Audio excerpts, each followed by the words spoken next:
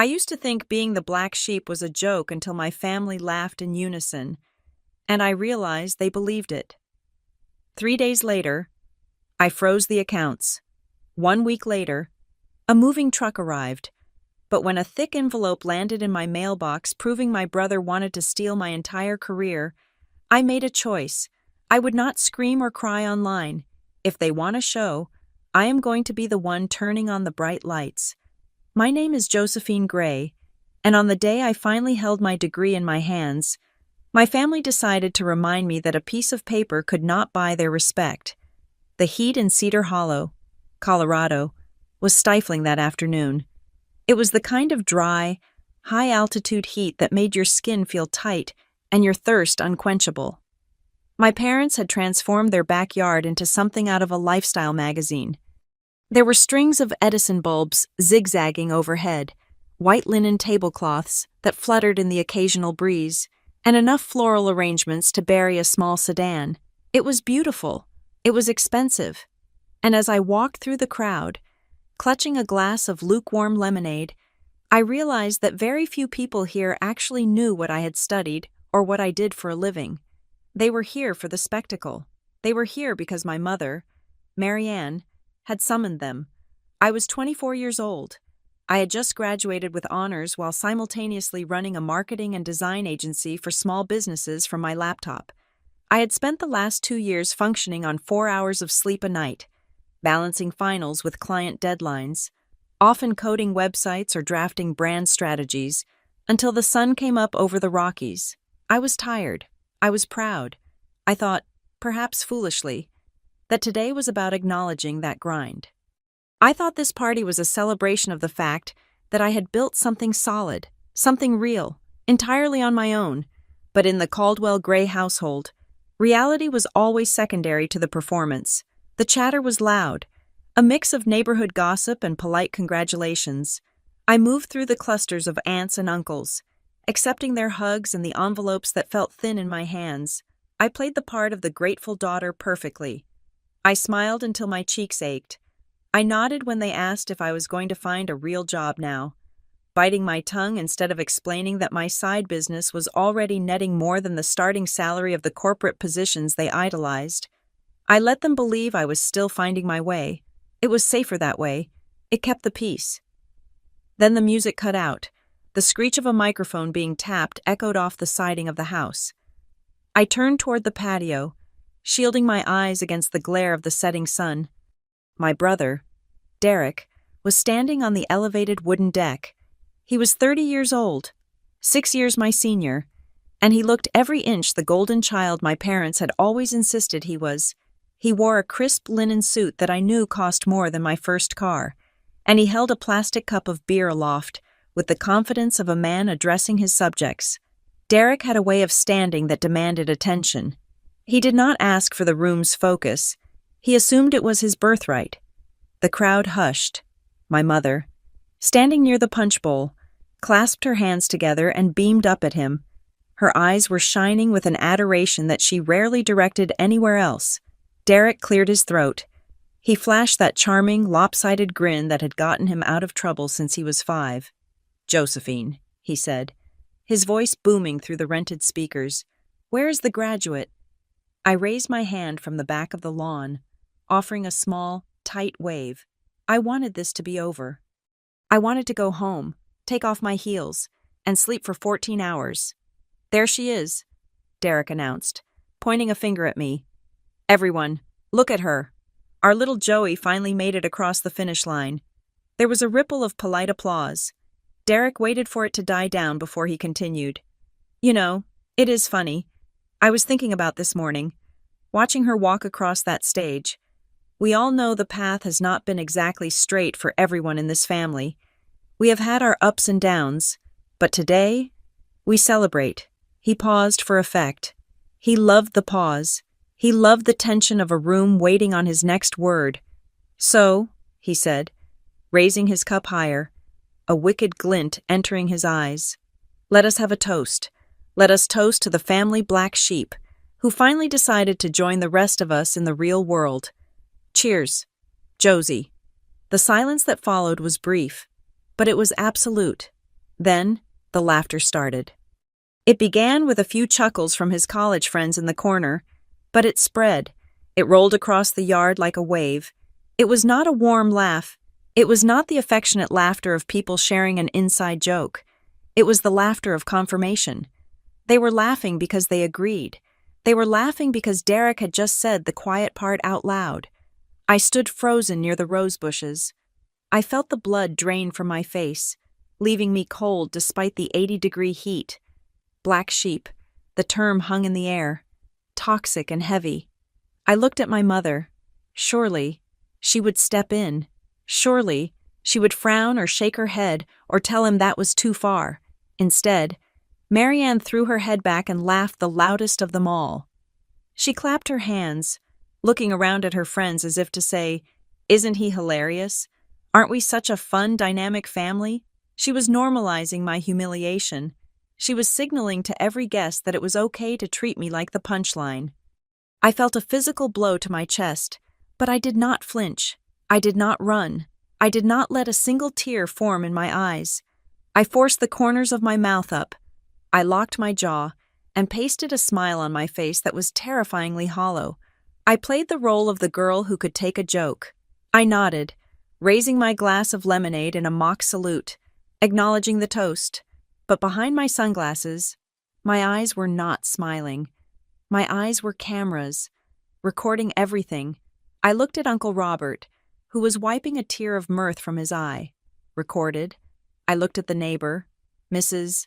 Higgins, who was whispering something to her husband behind her hand while giggling. Recorded. I looked at Derek, who was basking in the glow of the crowd's amusement, looking down at me with a smug satisfaction that said he had put me back in my place. Recorded. And I looked at my mother, who was so busy enjoying her son's performance that she did not even glance at her daughter to see if the knife had cut deep. Recorded. The irony was suffocating. Derek, the golden boy, had been unemployed for 2 years. He called himself an entrepreneur. He spent his days sitting in coffee shops, working on startup ideas that never launched, pitching concepts that were nothing more than buzzwords strung together. He drove a leased luxury car he could not afford. He lived in a townhouse he did not pay for. I was the one paying for it. The realization hit me with the force of a physical slap.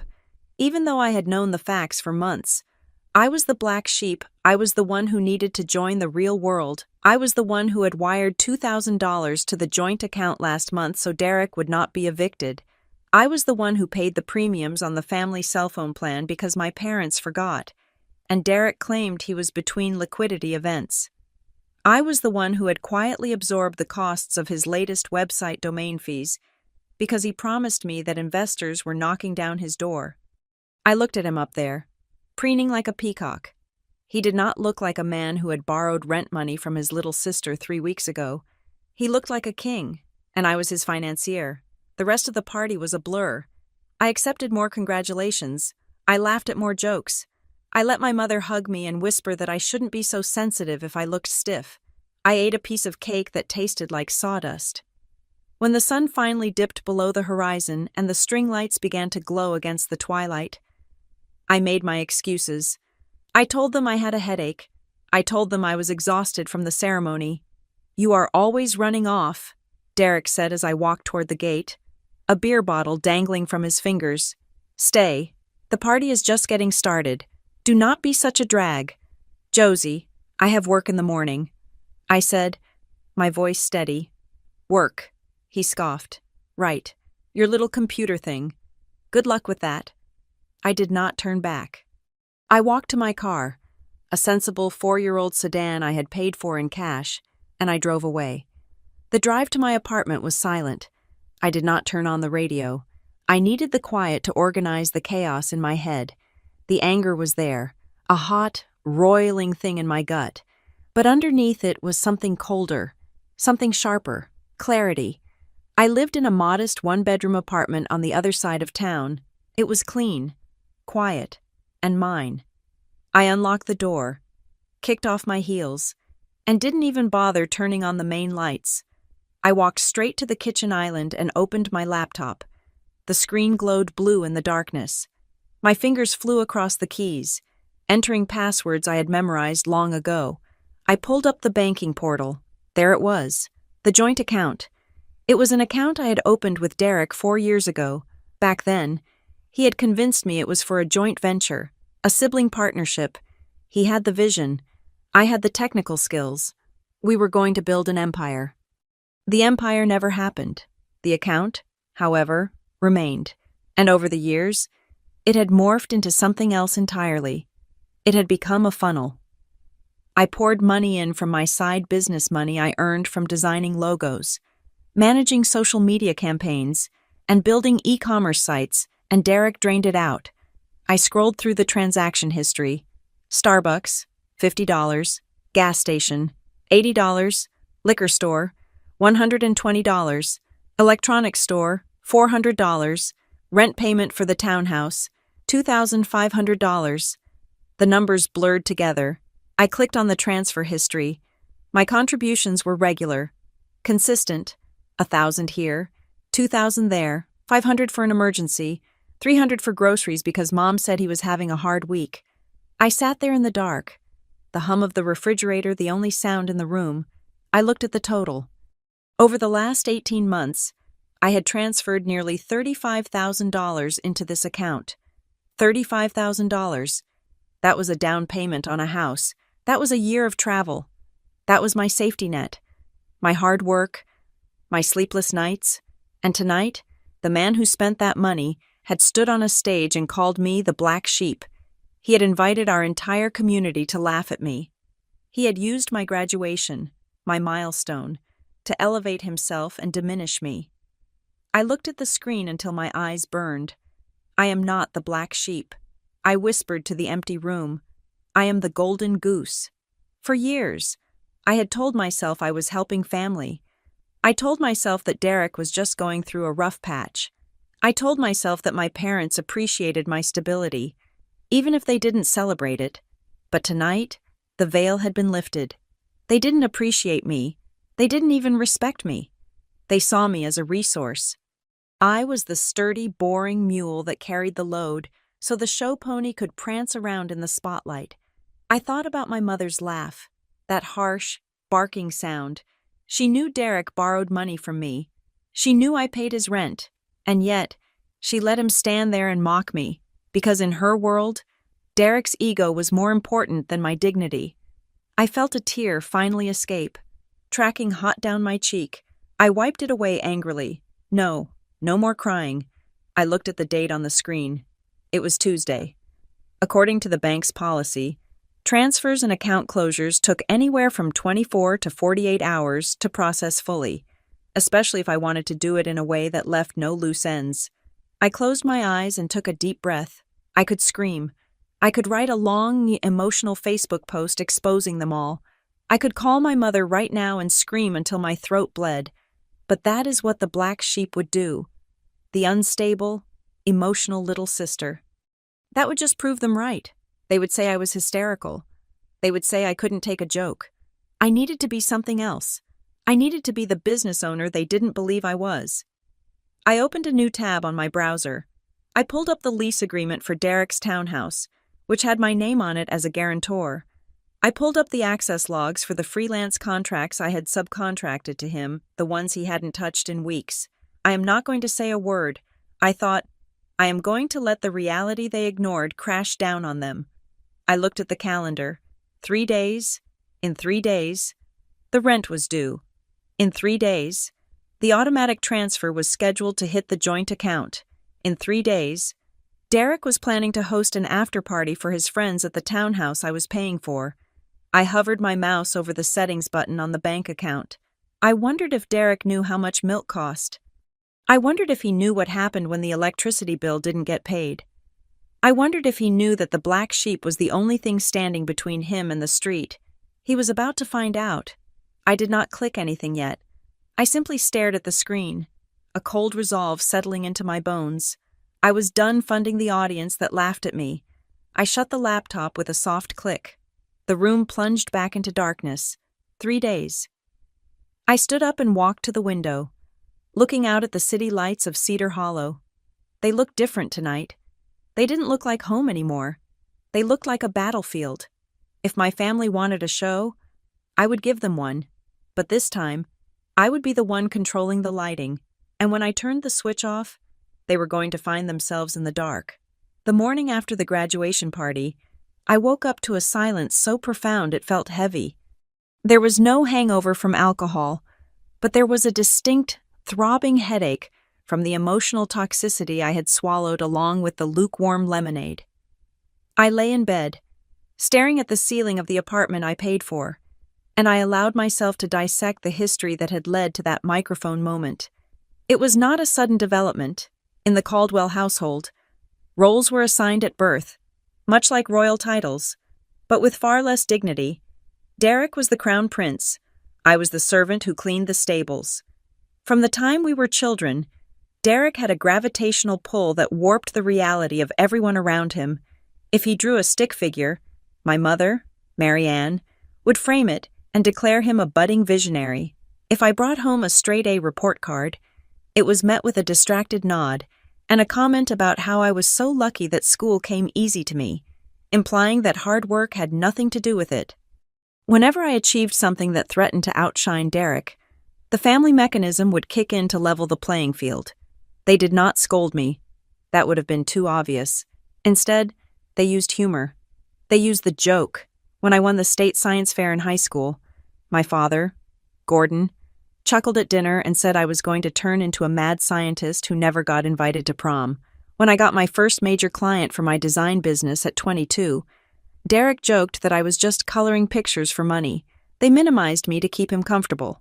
I rolled out of bed and made coffee, the dark liquid swirling in the mug as I stood by the window. I thought about the term black sheep, usually.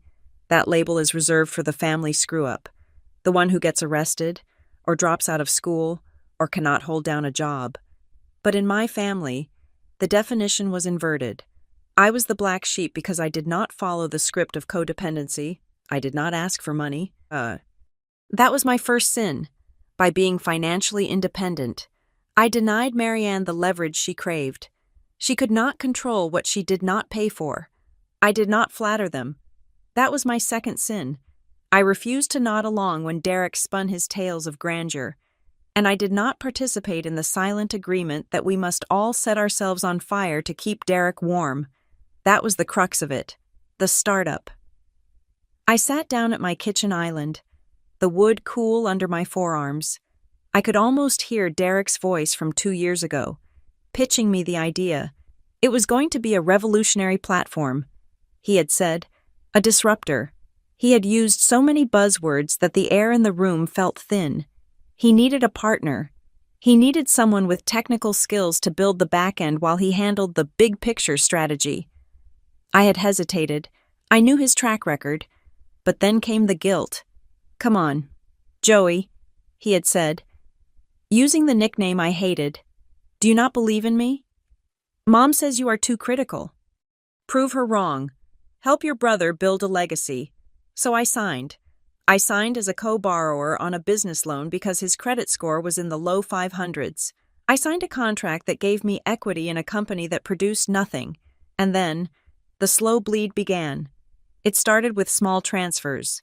$500 for server costs, $200 for a networking lunch.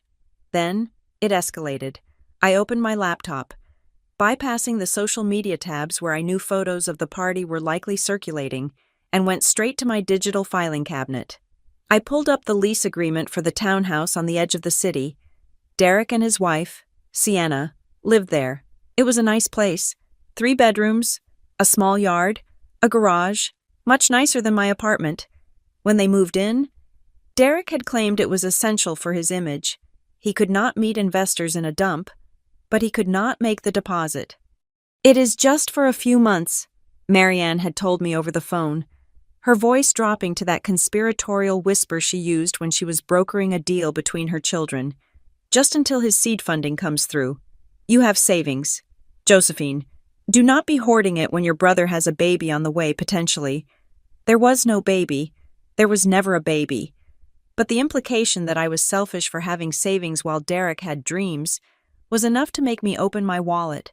I paid the deposit, then I paid the first month, then the second. Now, it had been 8 months, and I was essentially paying a mortgage for a home I did not have a key to. I heard the front door unlock, breaking my trance. Miles walked in. My boyfriend of 2 years carried 2 coffees and a bag of bagels. He stopped when he saw me sitting at the island, my hair messy, surrounded by invisible clouds of tension. Miles was the antithesis of the Caldwell men.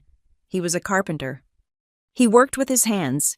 He said what he meant, and he paid his own bills. He was solid earth to my family's hot air. He set the coffee down in front of me. I saw the photos, he said quietly. I flinched. I did not want to know what the caption said. I'm not talking about social media, Miles continued, pulling out a stool. I am talking about the look on your face in the background of your cousin's selfie. You look like you were planning a murder or a funeral. I am just not sure which one yet. I took a sip of the coffee. It was hot. Grounding. Derek called me the black sheep. I said, my voice flat. Miles nodded slowly. I heard, my sister called me. She thought it was incredibly rude. By the way, she asked if you were okay.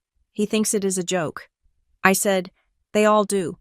They think my life is a cute little hobby and that my money is a community chest. Miles looked at me, his dark eyes serious. He had never pushed me to cut them off. He knew that family dynamics were complicated, like a knot that tightens when you pull too hard, but he had always been the mirror I needed. Josephine, he said, using my full name, you know I love you, but you are not a black sheep to them. You are an ATM, and last night, that was not a joke. That was him marking his territory. He humiliated you to remind you that no matter how much you pay, he is still the one holding the microphone. His words hit me harder than the toast had. Marking his territory, that was exactly what it was. By labeling me the black sheep, Derek was preemptively discrediting me. If I ever complained about the money, if I ever tried to call in the debts, he could just shrug and say, oh, that is just Josie being the black sheep. She is always causing drama. She is always against us. He was using my reputation to shield his incompetence. I looked at Miles. You are right. I know, Miles said, taking a bite of his bagel. The question is, what are you going to do? Because if you write another check, you are not helping him. You are just paying for the stage he stands on to mock you. I am not writing any more checks, I said. I stood up and went to the printer in the corner of my living room. I hit the power button. The machine whirred to life, a mechanical sound that felt like the cocking of a weapon. I spent the next 4 hours doing something I should have done years ago. I did not cry. I did not rage. I became an auditor. I downloaded every bank statement from the last 4 years. I highlighted every transfer that went from my personal account to the joint account, or directly to Derek, or to Marianne for family emergencies that turned out to be Derek's emergencies. I printed the email threads, the ones where Derek promised, in writing, that the money was a loan. Hey sis, just need $2,000 for the prototype. Investor money hits on the 1st. You will get it back with interest. I swear. That was dated 18 months ago. I printed the text messages where Sienna thanked me for covering the rent, adding heart emojis as if they were currency. You are the best. We would be on the street without you. Derek is going to make it big soon. I promise I printed the contract for the business loan. I highlighted the clause that stated both borrowers were jointly and severally liable, but I also found the side agreement Derek and I had signed a simple document I had insisted on, stating that he was responsible for the principal payments since the capital was for his use. He had signed it laughing, calling me a stickler for paperwork. That stickler was about to ruin his year. As the stack of paper grew, the weight on my chest began to lift. This was not vengeance. I told myself, this was insurance. My family operated on gaslighting. If I confronted them without proof, they would twist reality. They would say I was misremembering. They would say I offered the money as a gift. They would say I was being petty and counting pennies between family members. But paper does not forget. Numbers do not have emotions. A bank transfer of $2,500 on the 1st of the month is a fact, not an opinion.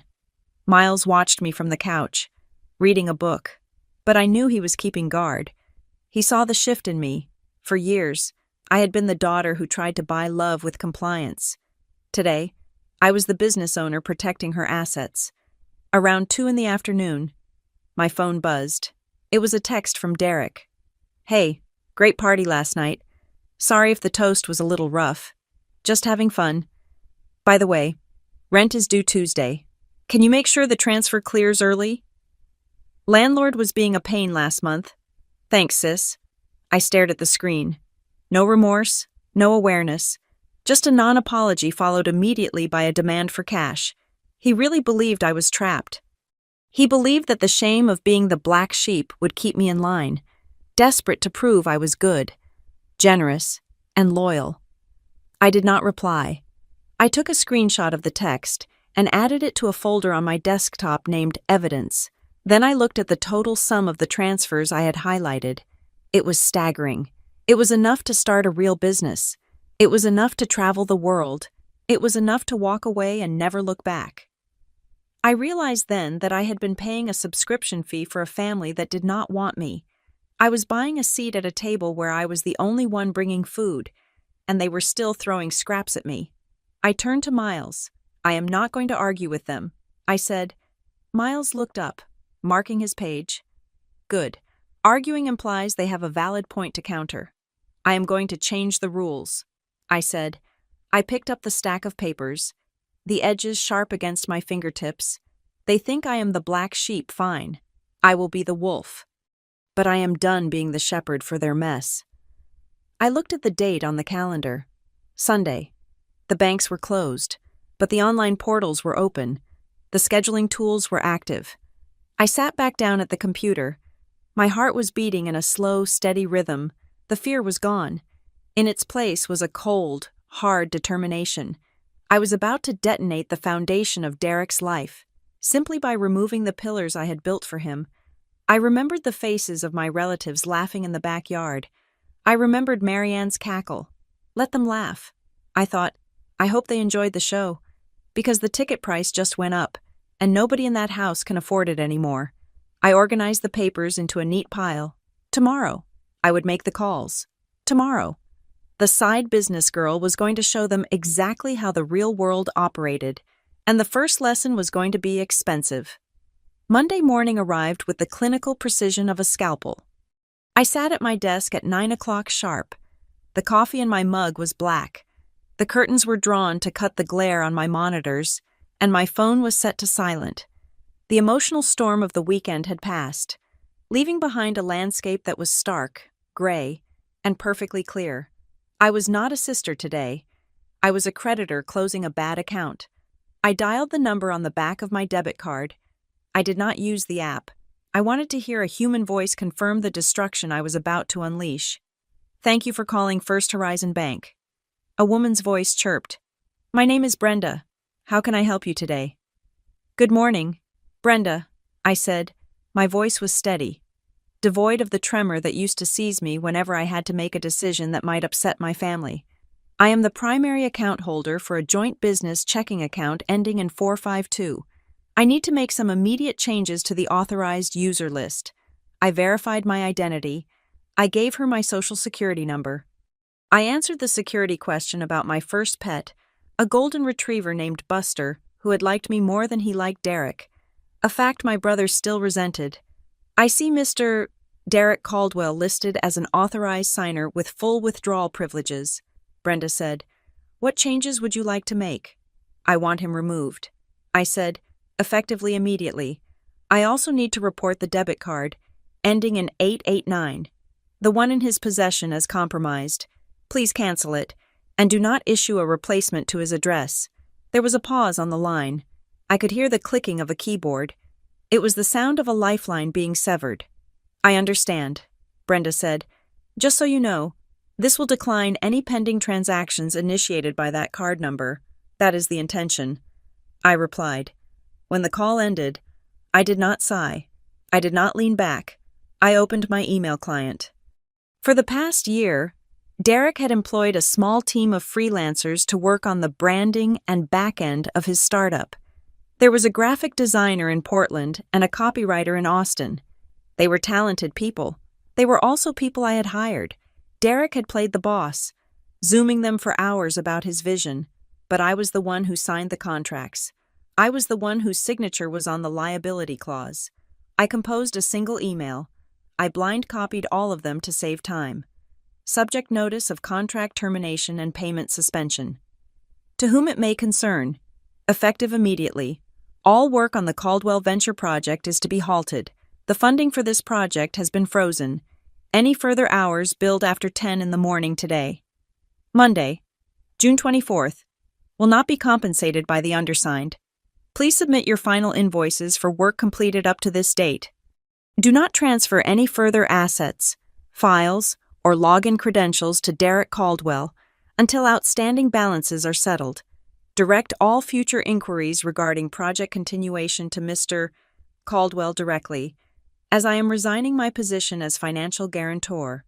Regards, Josephine Gray. I hit send. It was 10:15 in the morning. I had just fired my brother from his own life. The silence in my apartment held for exactly 12 minutes. Then, my phone lit up. The name Derek flashed on the screen. I watched it vibrate against the mahogany of my desk. I let it go to voicemail. It rang again immediately, then a third time. He was not calling because he missed me. He was not calling to apologize for the toast. He was calling because he was standing at a register somewhere, holding a piece of plastic that was now just a scraper for his windshield.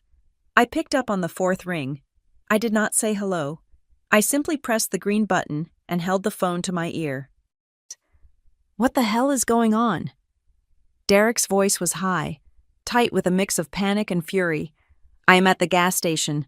The card was declined. The guy ran it 3 times. There is a line of cars behind me. Josie. Fix it. He did not ask if I was okay. He did not ask if there was a bank error. He commanded me to fix it, assuming that my role in the universe was to smooth the pavement before he walked on it. It is not an error. I said, "What do you mean?" Transfer the money. I have a meeting in an hour. I need gas. Stop playing games. I am not playing. I said, "I removed you from the account. The card is canceled." There was a stunned silence on the other end, followed by the sound of a car horn honking in the background. You did what he shouted. Are you crazy? That is my company account. It is an account under my name, funded by my earnings, which you use to buy liquor and video games. I said, and as of this morning, the black sheep is done paying for the shepherd. Use your own card. I do not have money on my own card. You know that you are stranding me. Then call Mom, I said, and I hung up. I placed the phone face down on the desk. My heart was beating faster now, but it was not the erratic rhythm of fear. It was the adrenaline of combat. 5 minutes later, the secondary wave hit. Marianne's ringtone was a cheerful classical melody she had selected herself. It sounded grotesque in the context of the moment. I answered, "Josephine." My mother's voice was sharp, breathless. "Derek just called me. He is hysterical. He says you cut him off. He says he is stuck at a gas station on the highway. He is 30 years old. Mom," I said, "he can walk, or he can use the cash I know you gave him for his birthday last week." "That is not the point," she snapped. "You cannot just pull the rug out from under your brother like this. He has pressure on him. He is trying to build something. You are ruining his future over a petty grudge." "A petty grudge," I repeated. The words tasted like ash. He stood in front of 50 people, including my colleagues and professors, and called me the black sheep. I said, "He humiliated me." And you laughed. "Oh, stop it." She dismissed me, just as I knew she would. "It was a joke. You are being too sensitive. You always take things so seriously. That is why you are unhappy, Josephine, because you cannot take a joke. Now, turn that card back on. He has a lunch meeting with a potential investor. If he misses this, it is on your head." "No." I said, "Excuse me." I said no. I am not funding him anymore. I am not paying for his gas. I am not paying for his drinks. And I am certainly not paying for him to drive around pretending to be a CEO while he mocks the person who pays his bills. "Josephine, you listen to me." Her voice dropped, becoming low and dangerous. "We are family. Family helps each other. You have been blessed with success, and it is your duty to help your brother until he gets on his feet. Do not make me come over there. Do not make this ugly. It is already ugly, I said. You just did not notice because the check always cleared. I took a breath. I had one more lever to pull. I had planned to save it for later, but her entitlement forced my hand. And since we are talking about duty, I said, I sent a certified letter to your house and to Derek's townhouse this morning, but I will tell you now so you can prepare. Prepare for what she asked, wariness creeping into her tone. I am terminating the payment assistance for the townhouse. I said. The silence on the line was absolute. I paid the deposit and the last 8 months of rent. I continued, my voice calm, factual. I have been sending $2,500 directly to the landlord on the 1st of every month. I have canceled that standing order. The lease is in Derek's name. Next month, the rent is his responsibility. You cannot do that, she whispered. They will be evicted. Then he should get a job. I said, he has a job. He is an entrepreneur. He is unemployed, Mom, and I am done paying for his role play. I hung up before she could scream. I sat there, staring at the blank wall. My hands were shaking slightly, but not from regret. It was the aftershock of breaking a bone that had healed wrong, so it could finally be set right. The phone vibrated again. A text from Derek. You are a psycho. Seriously, you are having a breakdown. I am worried about you. Turn the money back on and we can talk about getting you some help. You are destroying this family because you have intimacy issues. Gaslighting. Textbook. Grade A gaslighting. He was trying to frame my boundary as mental illness. He was trying to make me doubt my own reality. He wanted me to believe that refusing to be robbed was a symptom of insanity. I did not reply. I took a screenshot. I dragged it into the folder. Then I opened my banking portal again. I watched the numbers. The balance in my personal savings account was sitting there, untouched. For the first time in 2 years, I knew that number would be the same tomorrow. It would not shrink because Derek needed a new suit. It would not vanish because Derek had a vision. I felt a strange sensation in my chest.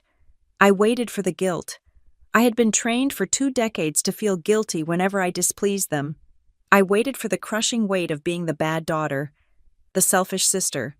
But it did not come. Instead, I took a breath, and then another. The air seemed to go deeper into my lungs than it ever had before. It was cool and crisp. I looked at the clock. It was 11 in the morning.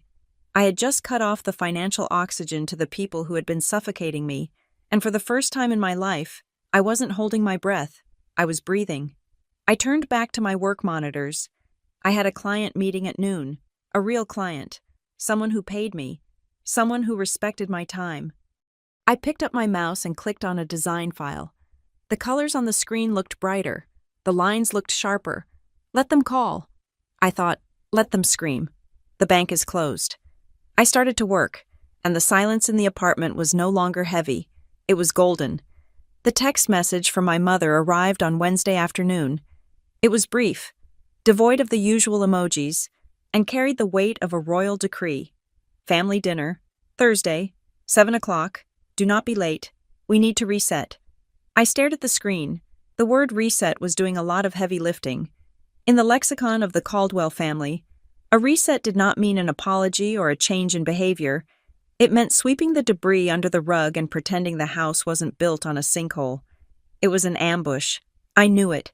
They knew I knew it, but I also knew that if I did not go, they would spin my absence into a narrative of cowardice.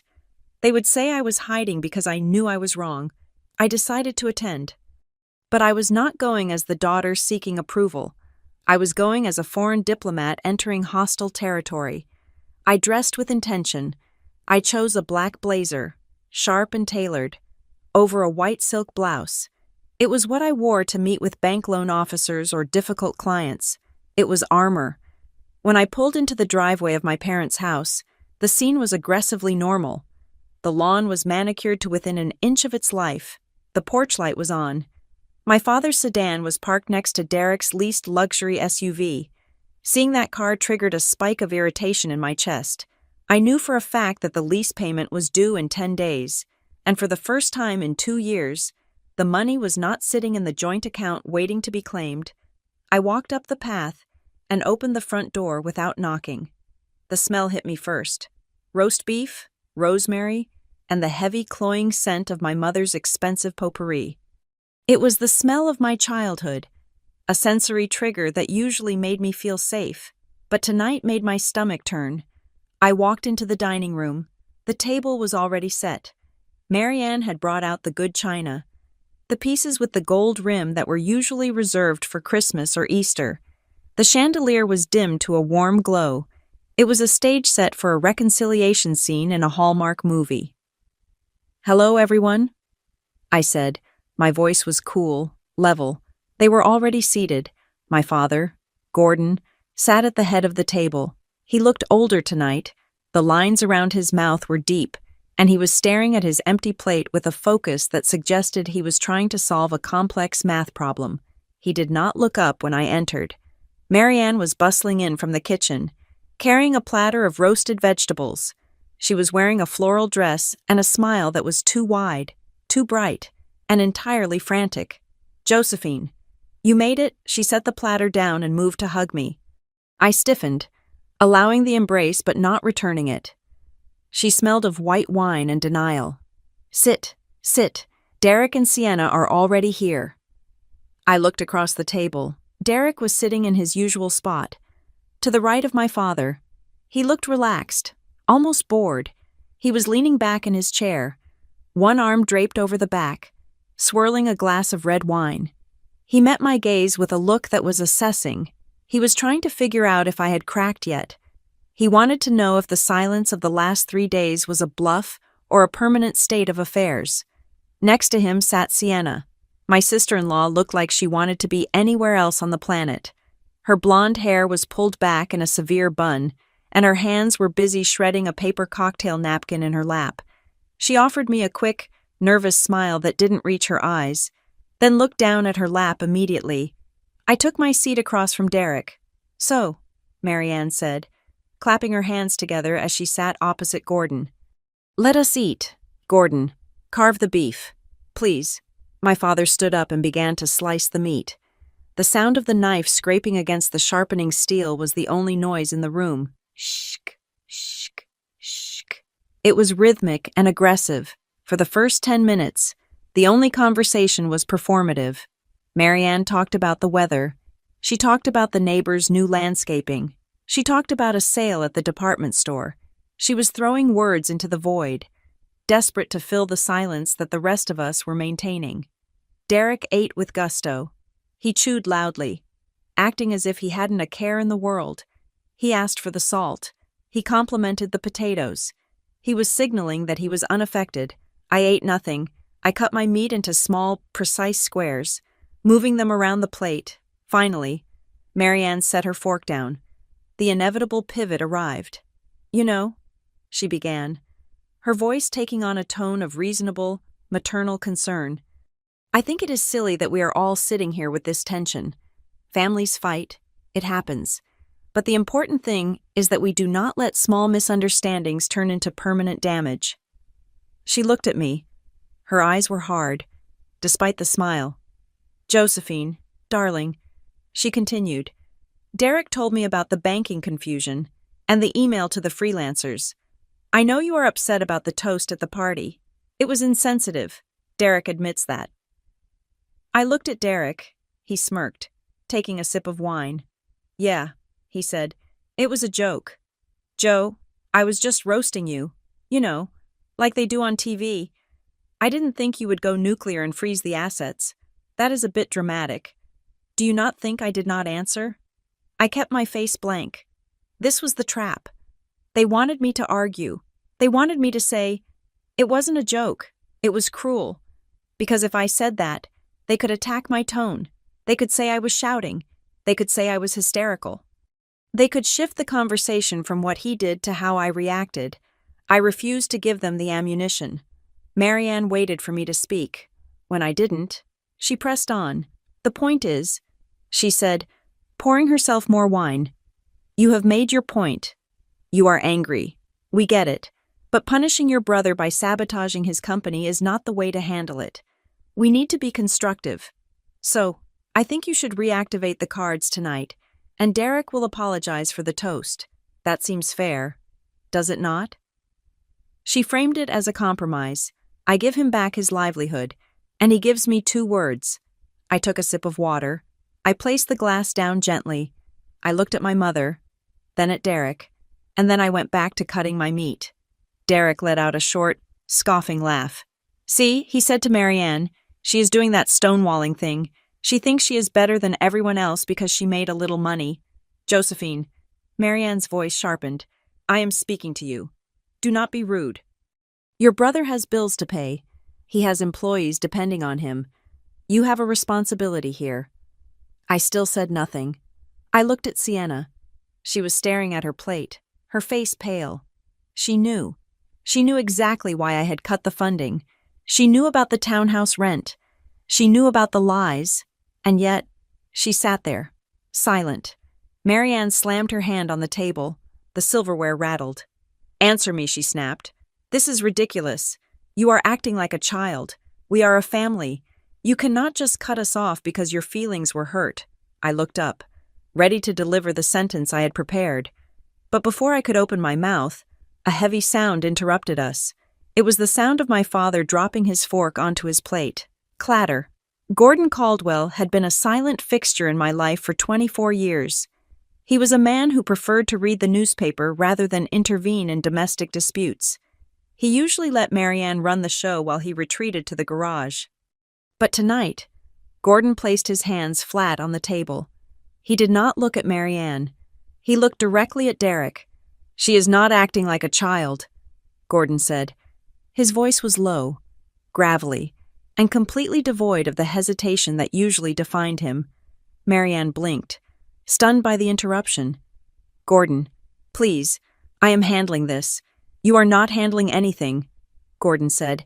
You are badgering her. He turned his eyes to me. There was something in them I hadn't seen before, a mix of shame and resignation. Then he looked back at his son. You stood up in front of 60 people. Derek, my father said. You stood up there and you mocked her. You called her a black sheep. You laughed at her. It was a toast. Dad, Derek said, rolling his eyes. God, everyone is so soft these days. It was not a toast, Gordon said. His voice rose, just a fraction. But it felt like thunder in the small room. It was an insult. You took the one moment that belonged to her, and you made it about you. You made her look small so you could feel big. Gordon? Marianne hissed. Whose side are you on? I am on the side of reality, Gordon snapped. He pointed a calloused finger at Derek. You have not worked a real job in 3 years. You drive a car that costs more than my annual pension. You live in a house you cannot afford. And for years, I kept my mouth shut because your mother said you just needed time. She said you were building something. He looked at me, and for a second, his eyes softened. But she was the one building it, Gordon said. She was the one paying for it. I saw the statements. Marianne, I saw what you tried to hide in the junk drawer. Marianne went pale. So let me get this straight, Gordon continued. Locking eyes with Derek, you bite the hand that feeds you, and then you come to my table and complain that you are hungry.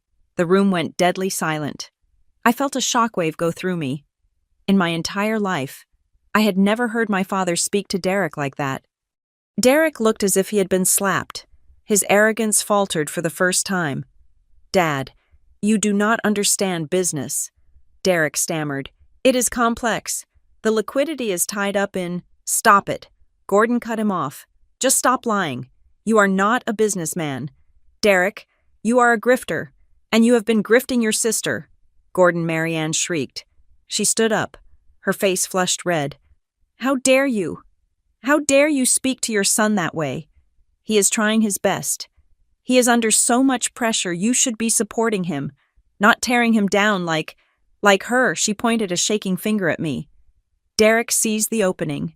He saw that his mother was taking the heat, so he leaned back, letting the smirk return to his face.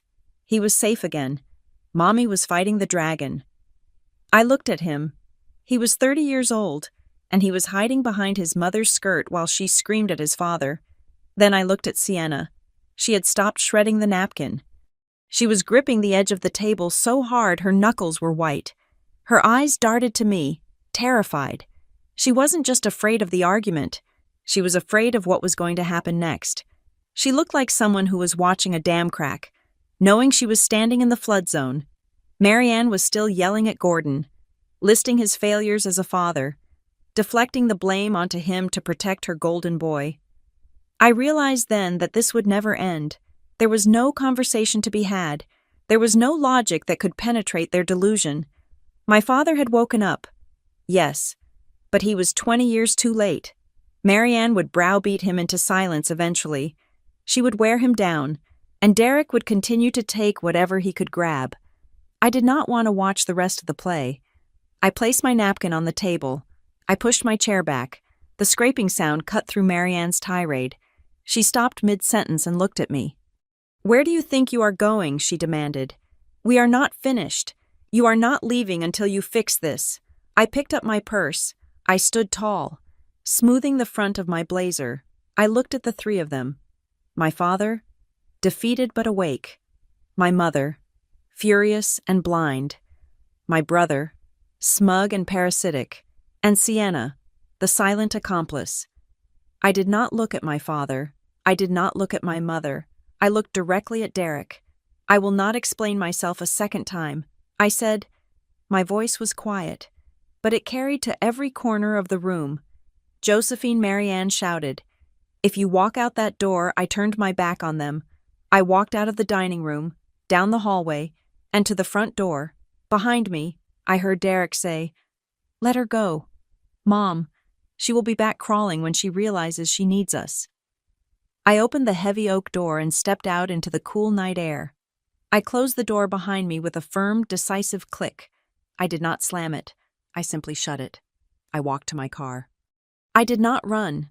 I did not cry. I checked my pulse as I sat in the driver's seat. It was steady.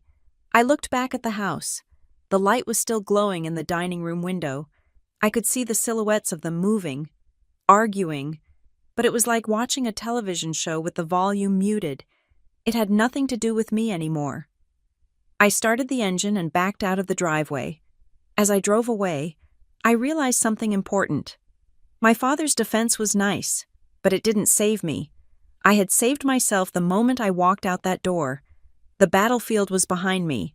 Now, the war was going to be fought on my terms. It was a Tuesday morning, the kind that is aggressively ordinary. The sun was filtering through the blinds of my apartment, casting striped shadows across the hardwood floor. I was 3 hours into a coding session for a client's e-commerce site, wearing oversized sweatpants and enjoying the specific, quiet luxury of a space that belonged entirely to me. My lease was paid. My electricity was paid. The air I breathed was mine. I had not heard from my family since the dinner. 5 days of radio silence.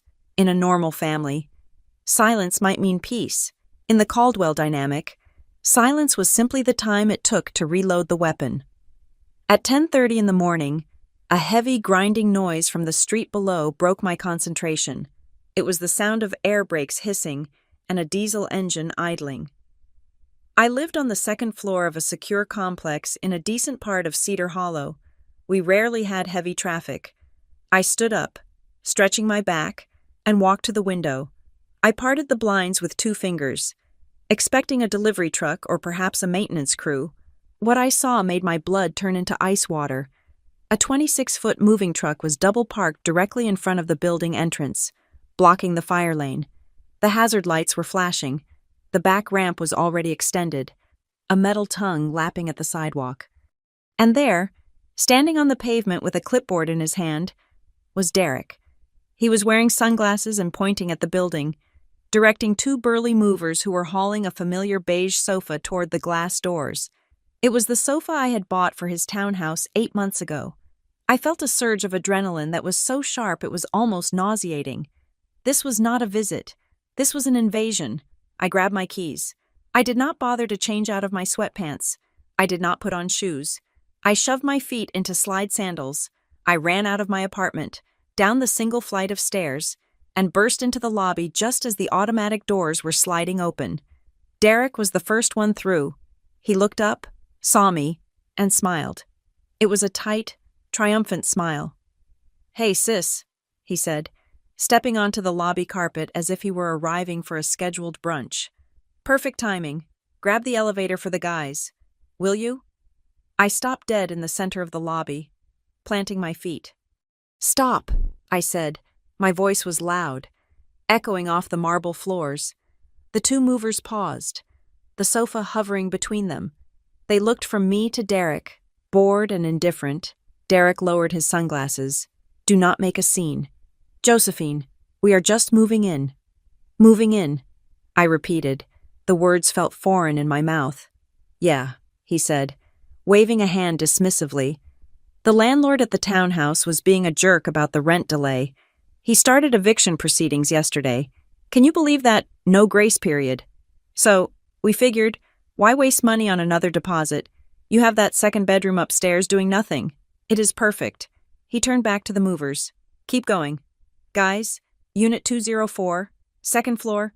"No," I said. I stepped forward, placing my body physically between Derek and the elevator bank.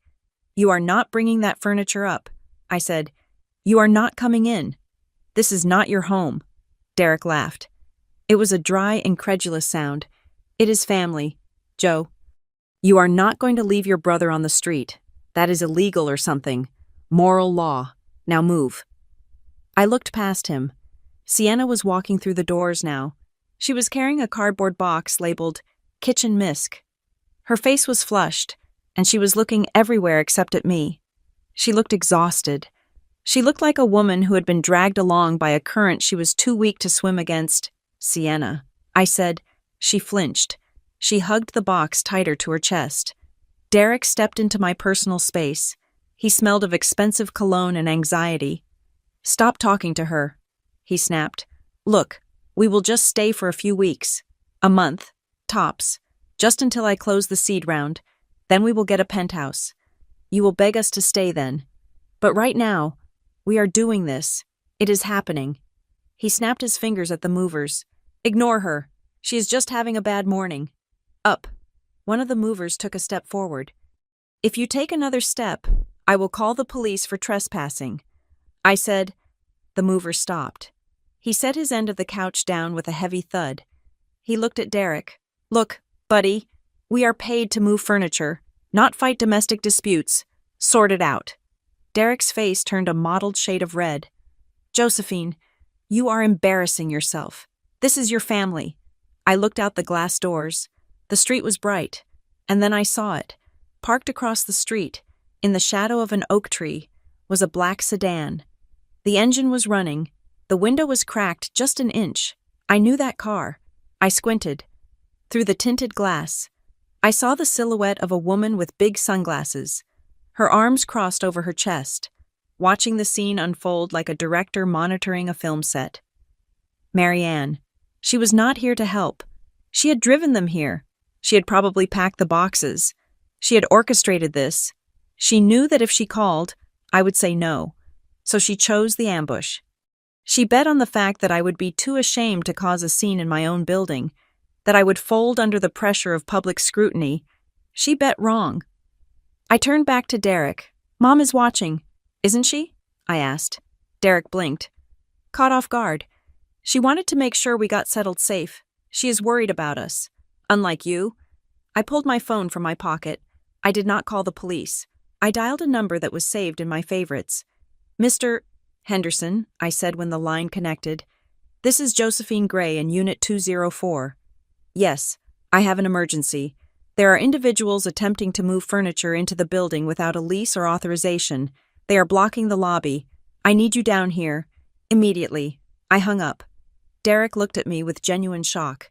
"You called the landlord. Are you insane? He will kick you out." "No," I said. "He will kick you out." Mr. Henderson's office was on the first floor. Within 30 seconds, the door to the management suite opened. Mr. Henderson was a man in his 60s, a former military officer who ran the building with a rigid adherence to the rulebook. He walked into the lobby, his eyes scanning the movers, the sofa. And Derek, Ms. Gray? He asked. What is this? These people are trying to move into my apartment. I said, I did not authorize this. They are not on my lease. I have told them to leave, and they are refusing. Mr. Henderson turned to Derek. Is this true? Derek put on his best charm offensive. He smiled, extending a hand. Hi, I am Derek, Josephine's brother. We are just crashing for a bit. Family emergency. You know how it is. We will be out of your hair in no time. Mr. Henderson did not shake the hand. He looked at the clipboard Derek was holding. Sir, the lease agreement for this building strictly prohibits guests staying longer than 7 consecutive days without prior written management approval. It also prohibits moving crews without a scheduled reservation and a certificate of insurance. Do you have a reservation? Well, no. But do you have insurance on file with this office? It is my sister's place, Derek said, his voice rising. I do not need insurance to visit my sister. You do if you are moving a sofa across my lobby floor. Mr. Henderson said calmly. He pointed to the door. You need to remove this furniture immediately.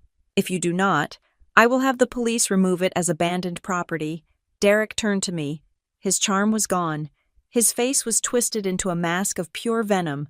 You are doing this on purpose, he hissed. You are enjoying this. I am protecting my home. I said, think about the baby, he shouted. The words echoed in the high-ceilinged lobby. The movers looked up. Mr. Henderson raised an eyebrow. What baby? I asked. Sienna is not pregnant. We are trying.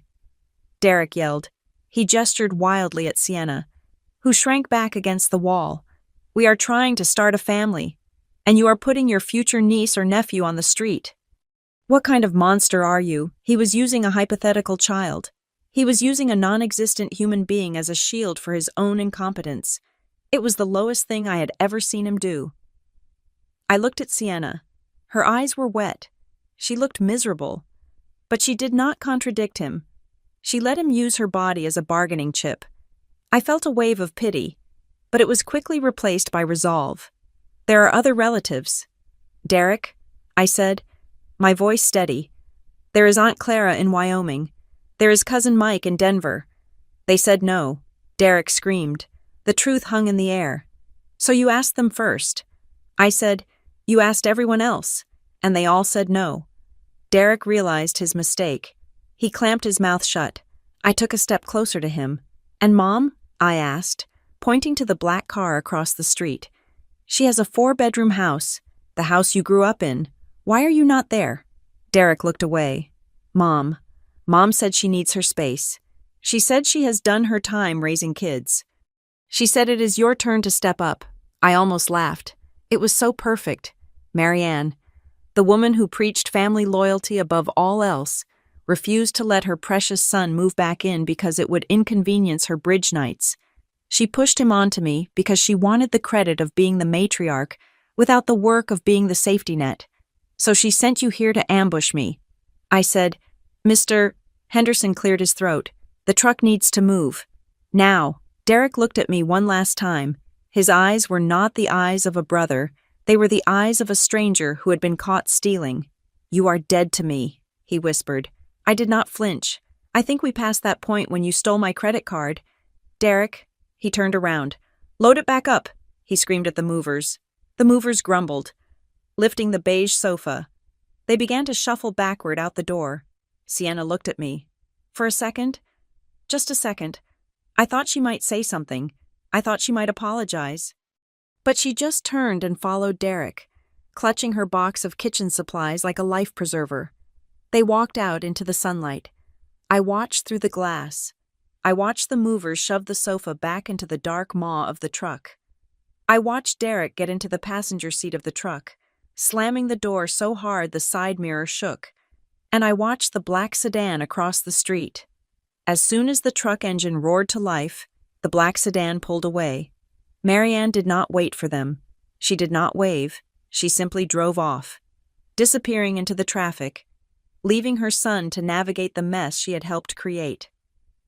I turned to Mr. Henderson. I am sorry about the disruption, I said. He looked at me. His expression was not angry. It was sympathetic. You have a difficult family, Ms. Gray, he said. You have no idea, I replied. He nodded. I will put a note in your file. No access for Derek Caldwell. And if that truck comes back, I will call the cops before they even put the ramp down. Thank you. I walked back to the elevator. My legs felt heavy, like I had just run a marathon. I rode up to the second floor, walked down the hall, and entered my apartment. I locked the door. Then I engaged the deadbolt. Then I put the security chain on. I walked to the window and looked down. The street was empty. The truck was gone. I went into the kitchen and poured myself a glass of water. My hands were trembling now. The adrenaline was fading, leaving behind the cold reality of what had just happened. I had just made half of my family homeless. But then I remembered the car across the street. I remembered Marianne watching.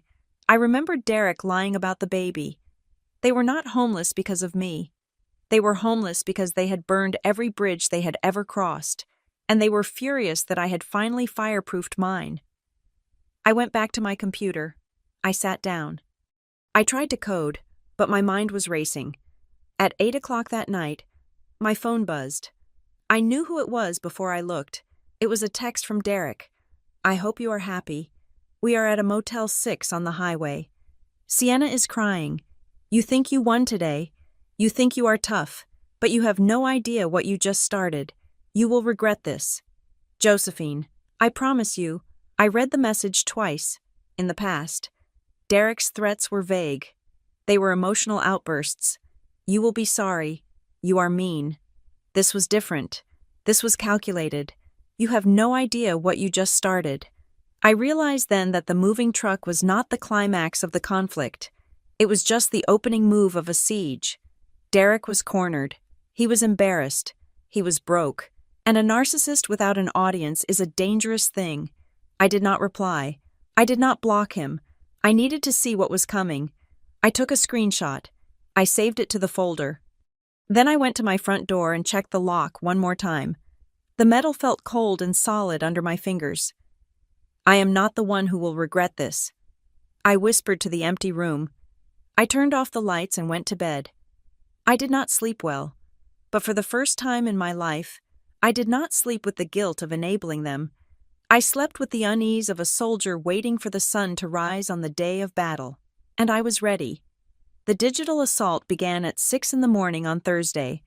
I usually wake up to a quiet phone, perhaps a few emails from clients on the East Coast, or a notification from my project management software. But when I rolled over and tapped my screen that morning, the light was blinding for a different reason. My lock screen was a wall of notifications, Facebook tags, messenger alerts, comments, reacts. My stomach turned over, a physical reaction to a digital threat.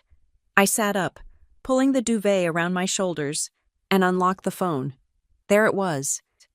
Derek had not slept. While I was trying to rest after the invasion attempt at my apartment, he had been crafting a masterpiece of fiction. He had posted a photograph of himself and Sienna sitting on the edge of a bed in a motel room. The lighting was dim and tragic. Sienna had her head on his shoulder, looking small and defeated. The caption was an essay. It is hard to type this through the tears. It began. I never thought I would be the one to air family laundry. But when you are pushed to the brink, the truth is all you have left. Yesterday, my own sister, a woman I have supported and cheered for her entire life, threw my wife and me out onto the street. We asked for a temporary place to stay while our new home is being finalized just a few days. We were met with coldness. We were met with the police. I felt my jaw tighten until my teeth ached. It breaks my heart to see how money changes people. The post continued. Ever since she started making a little cash, Josephine has forgotten where she came from. She has forgotten the family that raised her. She looked at us like strangers. I do not want her money. I just wanted her love. But I guess the price of admission to her life is too high for us now. Please pray for us as we figure out our next steps. We are survivors. But this betrayal cuts deep. I scrolled down. The post had been up for 6 hours. It had 73 likes and 42 shares. The comments were the worst part. Mrs. Gable, my third-grade teacher, had written, "Oh, Derek, I am so sorry. This is heartbreaking. Stay strong." My cousin Mike, the one who had refused to let Derek move in with him, commented, "That is messed up, man. Family is family." A woman I did not even know, a friend of Sienna's, wrote, "Some people are just toxic. You are better off without that kind of negativity." Sweetie, they were judging me. People who had not spoken to me in years. People who knew nothing about the bank transfers or the unpaid rent or the insults were acting as the jury in a trial I did not know was happening. They saw a sad photo and a well-written lie, and that was enough. I felt a vibration in my hand. A voicemail notification. It was Marianne. I pressed play, putting the phone on speaker as I walked to the kitchen to start the coffee maker. I needed the caffeine to survive this. "Josephine." My mother's voice filled the small kitchen. It was tight and breathless. "Have you seen Facebook?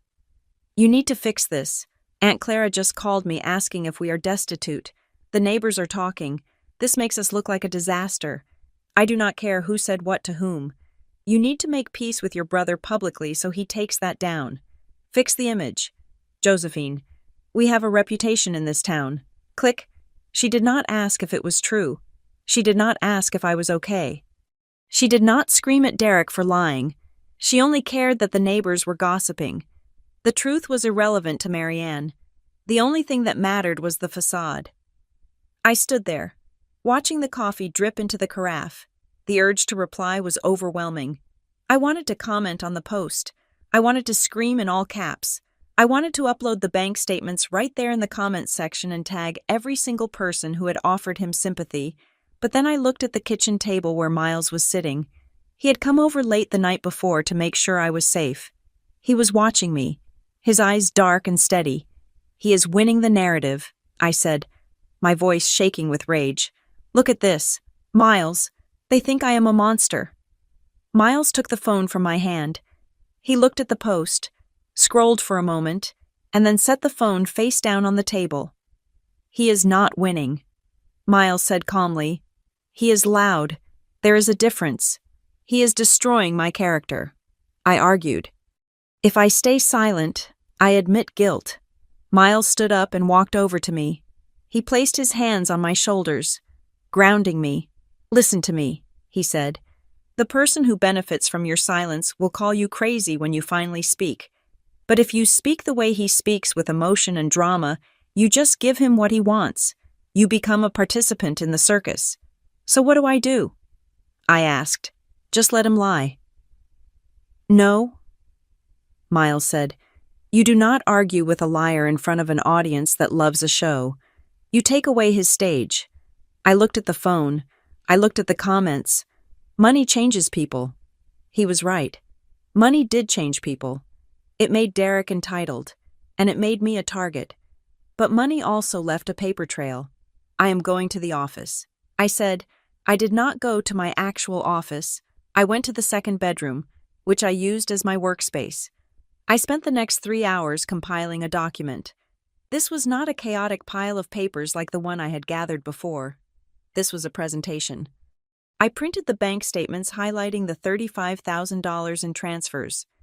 I printed the lease agreement with my signature on the guarantee line. I printed the email where Derek admitted he had spent the rent money on business development, which I later traced to a luxury weekend trip in Vegas. I printed the text messages from last night where he threatened me. I punched holes in the pages. I placed them in a black binder. I made a cover page. Financial summary and liability report. Derek Caldwell. It looked like a legal indictment. It felt cold and heavy in my hand. I knew where he would be, even though he had been evicted. He had until noon today to surrender the keys to the townhouse landlord.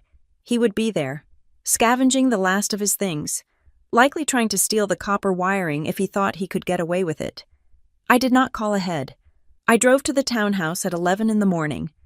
The moving truck was gone, but Derek's leased SUV was in the driveway. The front door was open. I walked in. The house echoed. It smelled of dust and stale pizza. The living room was empty. The floors scuffed where the furniture had been dragged out. I found Derek in the kitchen. He was leaning against the granite counter, scrolling on his phone. He looked up when I entered, and a slow, arrogant grin spread across his face. Well, he said. Slipping the phone into his pocket, the prodigal sister returns. Did you come to apologize? Or did the shame finally get too heavy? I stopped in the middle of the room. I did not smile. I did not yell. I saw your post. I said, yeah. He chuckled. Popular. Is it not? People really resonate with the struggle of the common man against the greedy elite. You are famous, Joe. He pushed off the counter and walked toward me. Confident. He thought he had me cornered. He thought the social pressure had broken me. Mom called me. He said, She says you are crying. She says you want to fix it. So here's the deal. You transfer $5,000 to my account today, call it a severance package, and I will take the post down. I will even write a follow-up saying we made up. How does that sound? He was extorting me. He was using his own lies as leverage to extract one last payment. I lifted the black binder. I am not here to negotiate. Derek, I said. I walked over to the kitchen island and slammed the binder down. The sound cracked through the empty house like a gunshot. What is that? He asked, eyeing the black plastic. That, I said, is the truth. I opened it to the first page. The summary of transfers. $35,000. I said, verified by bank timestamps. I flipped the page. The rent payments. The text messages where you admitted to gambling the company funds. The email where you called Mom a controlling hag when she refused to give you gas money last year. Derek's face paled slightly. Where did you get that? I keep everything. I said, you know that? I looked him in the eye. Here's how this works. I said, my voice dropped dead calm. You are going to take out your phone. You are going to delete that post. And then, you are going to write a correction. He laughed, but it was nervous now. You are bluffing. You will not show that to anyone. You are too private. You hate drama. I do hate drama. I agreed, but I hate being called a thief more. I pulled out my own phone. I have already drafted a direct message. I said, I have a list of every single person who commented on your post. Mrs., Gable, Cousin Mike, Sienna's friends, the neighbors. I tapped the screen, hovering my finger over the send button. If that post is not gone in 60 seconds, I'm going to send this digital file to every single one of them. I will tag them. I will tag your old college roommates. I will tag the investors you are trying to woo. I will let them see exactly who funded your lifestyle for the last 3 years. Derek stared at me. He looked at the binder. He looked at my phone. You wouldn't, he whispered. It would humiliate the family. Mom would die. Mom is already dead to me in this conversation. I said, 50 seconds. His eyes darted around the room as if looking for an escape route. He realized I wasn't playing the game by the old rules. I wasn't trying to save the family honor anymore. I was willing to burn the house down to kill the termites. Josephine, come on, he pleaded, his voice cracking. If you send that, I will never get funding. No one will trust me. Then you should not have lied about the person holding the receipts. I said, 30 seconds. He fumbled for his phone. His hands were shaking.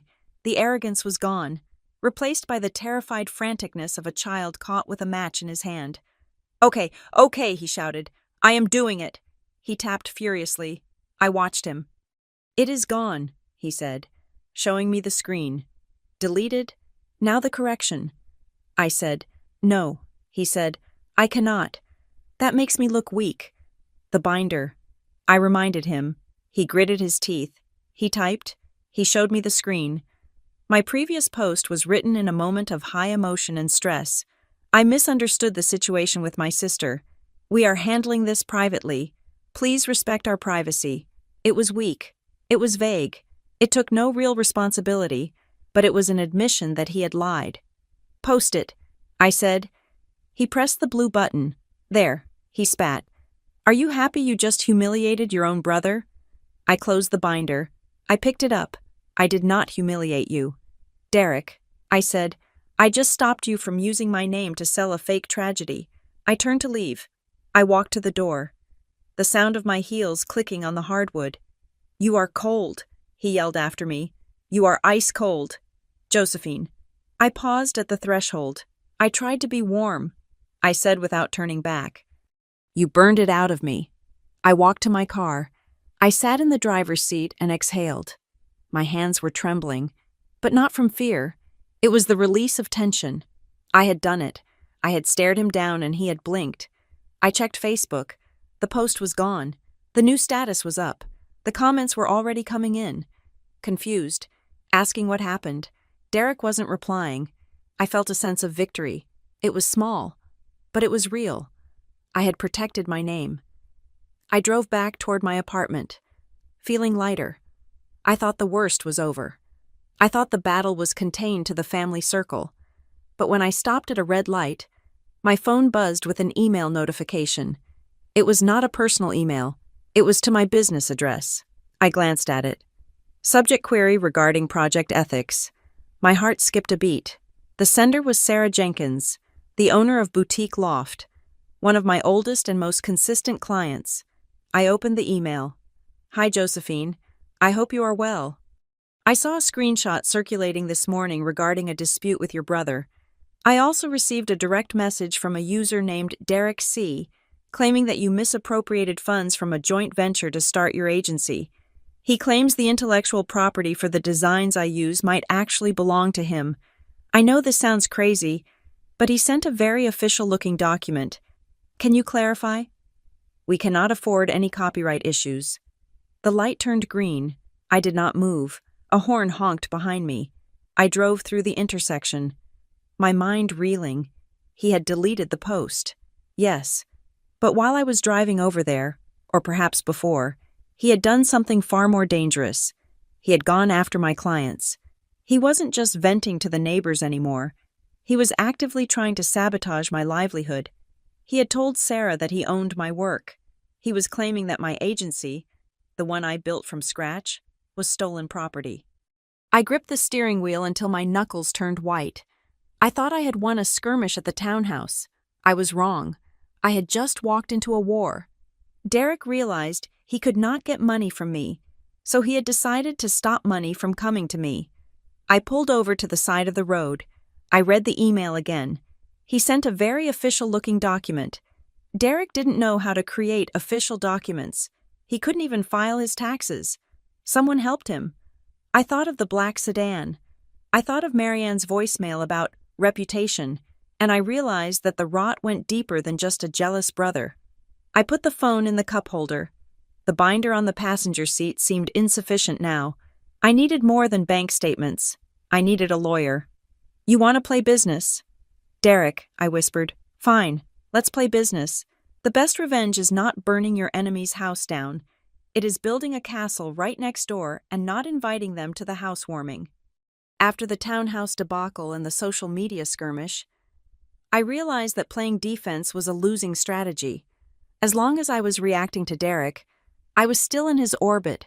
I was still the little sister trying to put out his fires. I needed to step out of the smoke and start a fire of my own, one that would consume his ego simply by existing. I called Noah Kingsley on a Friday morning. Noah was a ghost from my college days. While Derek was the guy who wore suits to class to network, Noah was the guy in the back row wearing a hoodie, silently coding brilliance that he was too shy to pitch. We had worked on a capstone project together, and I remembered him as the only person I had ever met who delivered more than he promised. He was working IT support for a dental supply company when we met at a diner downtown. He looked tired. He was wasting his brain fixing printers, and I was wasting my money on a leech. "I have capital," I told him, pushing a folder across the Formica table. "And I have the marketing infrastructure. You have that logistics software you were building in your dorm room, the one that optimizes local delivery routes for small businesses." Noah looked at the folder, then at me. He adjusted his glasses. "That code is sitting on a hard drive. Josephine, it needs work. It needs a server. It needs time." I wrote a figure on a napkin and slid it toward him. It was $15,000. It was less than half of what I had thrown into the black hole of Derek's life over the last 2 years. "I am not offering you a loan," I said. I am offering a partnership, 40% equity for me, 60 for you. I handle the business, the branding, and the client acquisition. You build the product, no buzzwords, no vision boards, just code that works. Noah stared at the number. He didn't smile. He didn't jump up and hug me. He took a pen and started scribbling calculations on the back of the napkin.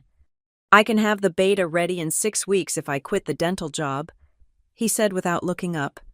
Done, I said. The feeling that washed over me was entirely new. It was clean. For the first time in my adult life, I was giving money to a man, and I did not feel a knot of dread in my stomach. I was not paying a ransom. I was making an investment. The next month was a blur of legitimate, exhilarating work. We rented a tiny co-working space downtown, a glass-walled box that smelled of sanitizer and ambition. There were no 3-hour lunches. There were no vague discussions about synergy. There was just Noah typing furiously in the corner, and me on the phone selling the concept to local couriers. We called it Route Smart. It was boring. It was unsexy. And it worked. By week 4, we had 3 beta testers. By week 5, the software actually did what we said it would do. I established a new rule for my life during this period. I called it the Iron Curtain. I sent a formal letter to my parents and Derek via a courier service. It stated that any communication regarding finances, property, or legal matters was to be directed to my newly retained attorney, a shark of a woman named Ellen who enjoyed billing by the minute. The silence from the family was heavy, but I was too busy to notice. Then, we got the email. A mid-sized logistics firm in Denver wanted a demo. They were interested in a buyout or a licensing deal. This was the Holy Grail. It was the kind of meeting Derek had been pretending to have for a decade. I was sitting in the office, reading the invitation, when my phone rang. It was Marianne. I hesitated. I was high on adrenaline, feeling invincible. I answered. Hello, Mother, Josephine. Her voice was trembling, not with sadness, but with a suppressed fury. I heard about Noah Kingsley. I leaned back in my chair. News traveled fast in Cedar Hollow. He is my business partner. I said, partner. She spat the word out. Aunt Clara saw you two at the diner. She says you gave him a check, a large check. I invested in a company. Mom, that is what business people do. You gave money to a stranger, she shouted. You have your own brother sleeping in a motel well. A cheap apartment now. Thank God, struggling to get his ideas off the ground. And you give your money to some nobody. Noah is not a nobody, I said coolly. He is a producer, and unlike Derek, he actually built something. How can you be so spiteful, she asked, her voice dropping to a hiss. You are doing this to hurt Derek.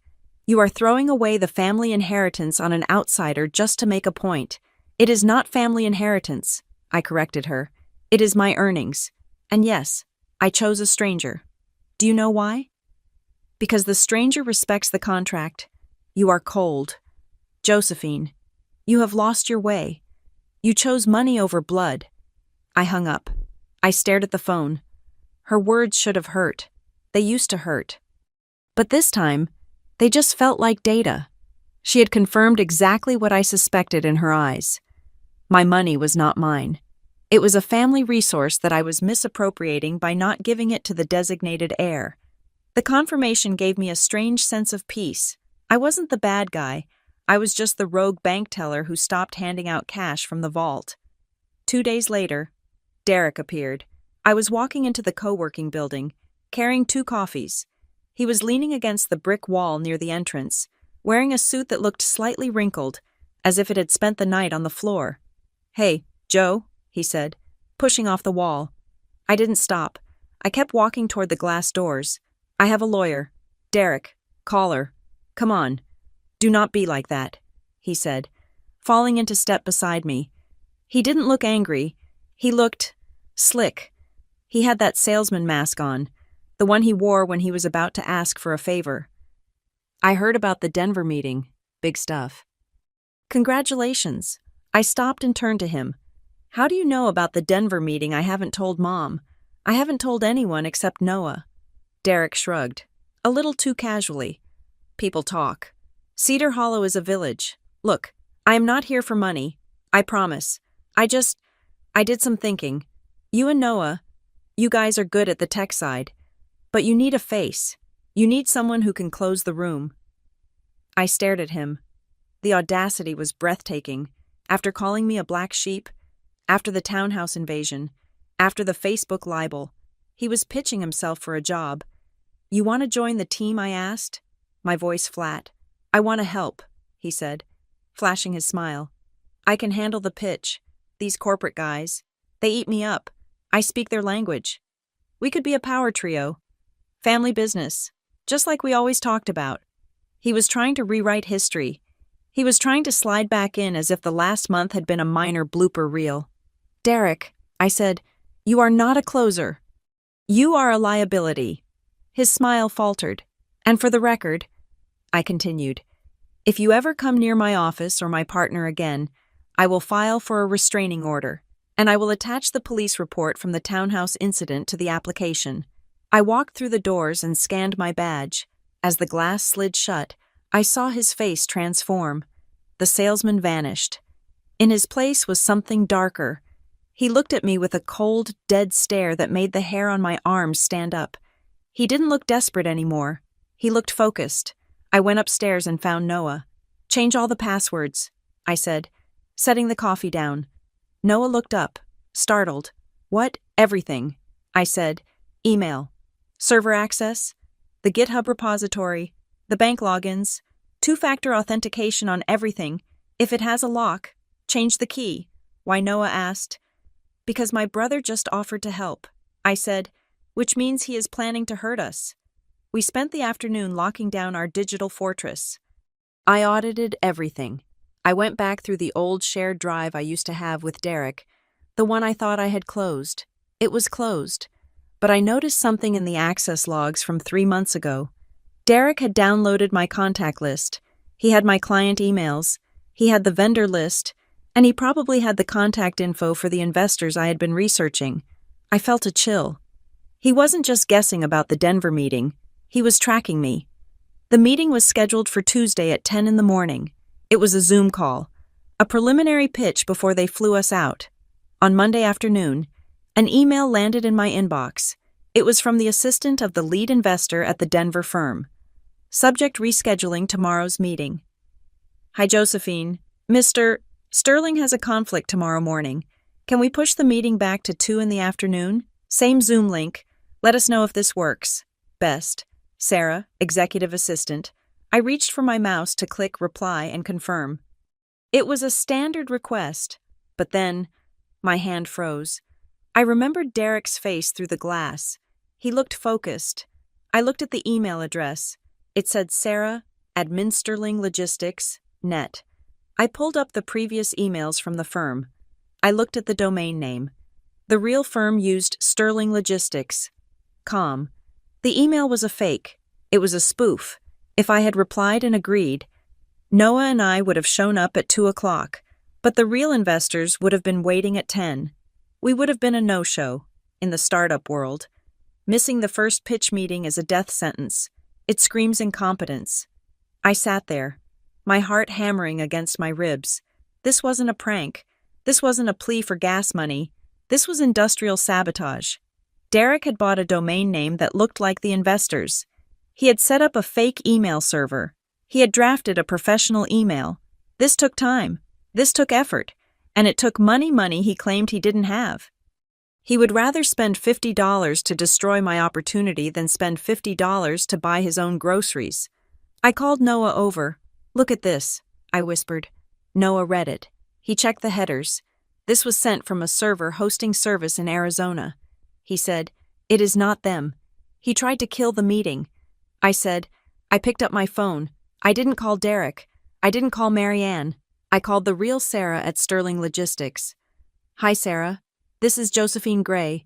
I just wanted to confirm our meeting for 10 o'clock tomorrow. We are still on. Correct? Yes, absolutely. The real Sarah said. We are looking forward to it. Is there a problem? No, I said, my voice steady. No problem. Just double-checking the time zones. We will be there. I hung up. I looked out the window of our 4th-floor office. Cedar Hollow looked small from up here. The cars looked like toys. I realized then that the war had shifted. Derek wasn't trying to pull me back into the crab bucket anymore. He realized I had escaped. Now, he was trying to shoot me down.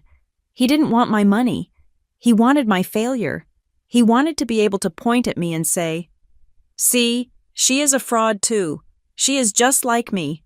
I turned to Noah. "We are going to crush this meeting," I said. "And after we do?" Noah asked, looking at the fake email on the screen. "What do we do about this?" I opened a new folder on my desktop. I named it Case File Criminal Intent. I dragged the spoofed email into it. "After we win," I said, "we are going to trace that domain registration. We are going to find the credit card used to pay for it. And if it is his card, or Mom's card—" I didn't finish the sentence. I didn't have to. I used to think my brother was just a loser. Now I knew he was something much worse. He was an active threat, and you do not negotiate with threats. You neutralize them. "Get the slide deck ready." "Noah," I said, "we have a meeting at 10, and we are going to be 5 minutes early." The text message arrived on a Tuesday evening, just as the sun was setting behind the Rockies, casting long, bruised shadows across my living room floor. It was from a number I did not recognize. There was no greeting. There was no signature. It was just 7 words that turned my blood cold. "Check your mailbox. You will want to see this." I stared at the screen. My first instinct was to ignore it. I had been dealing with enough harassment from Derek to last a lifetime, and I assumed this was just another one of his mind games. Perhaps a glitter bomb or a threatening note cut from magazine letters like a bad movie villain.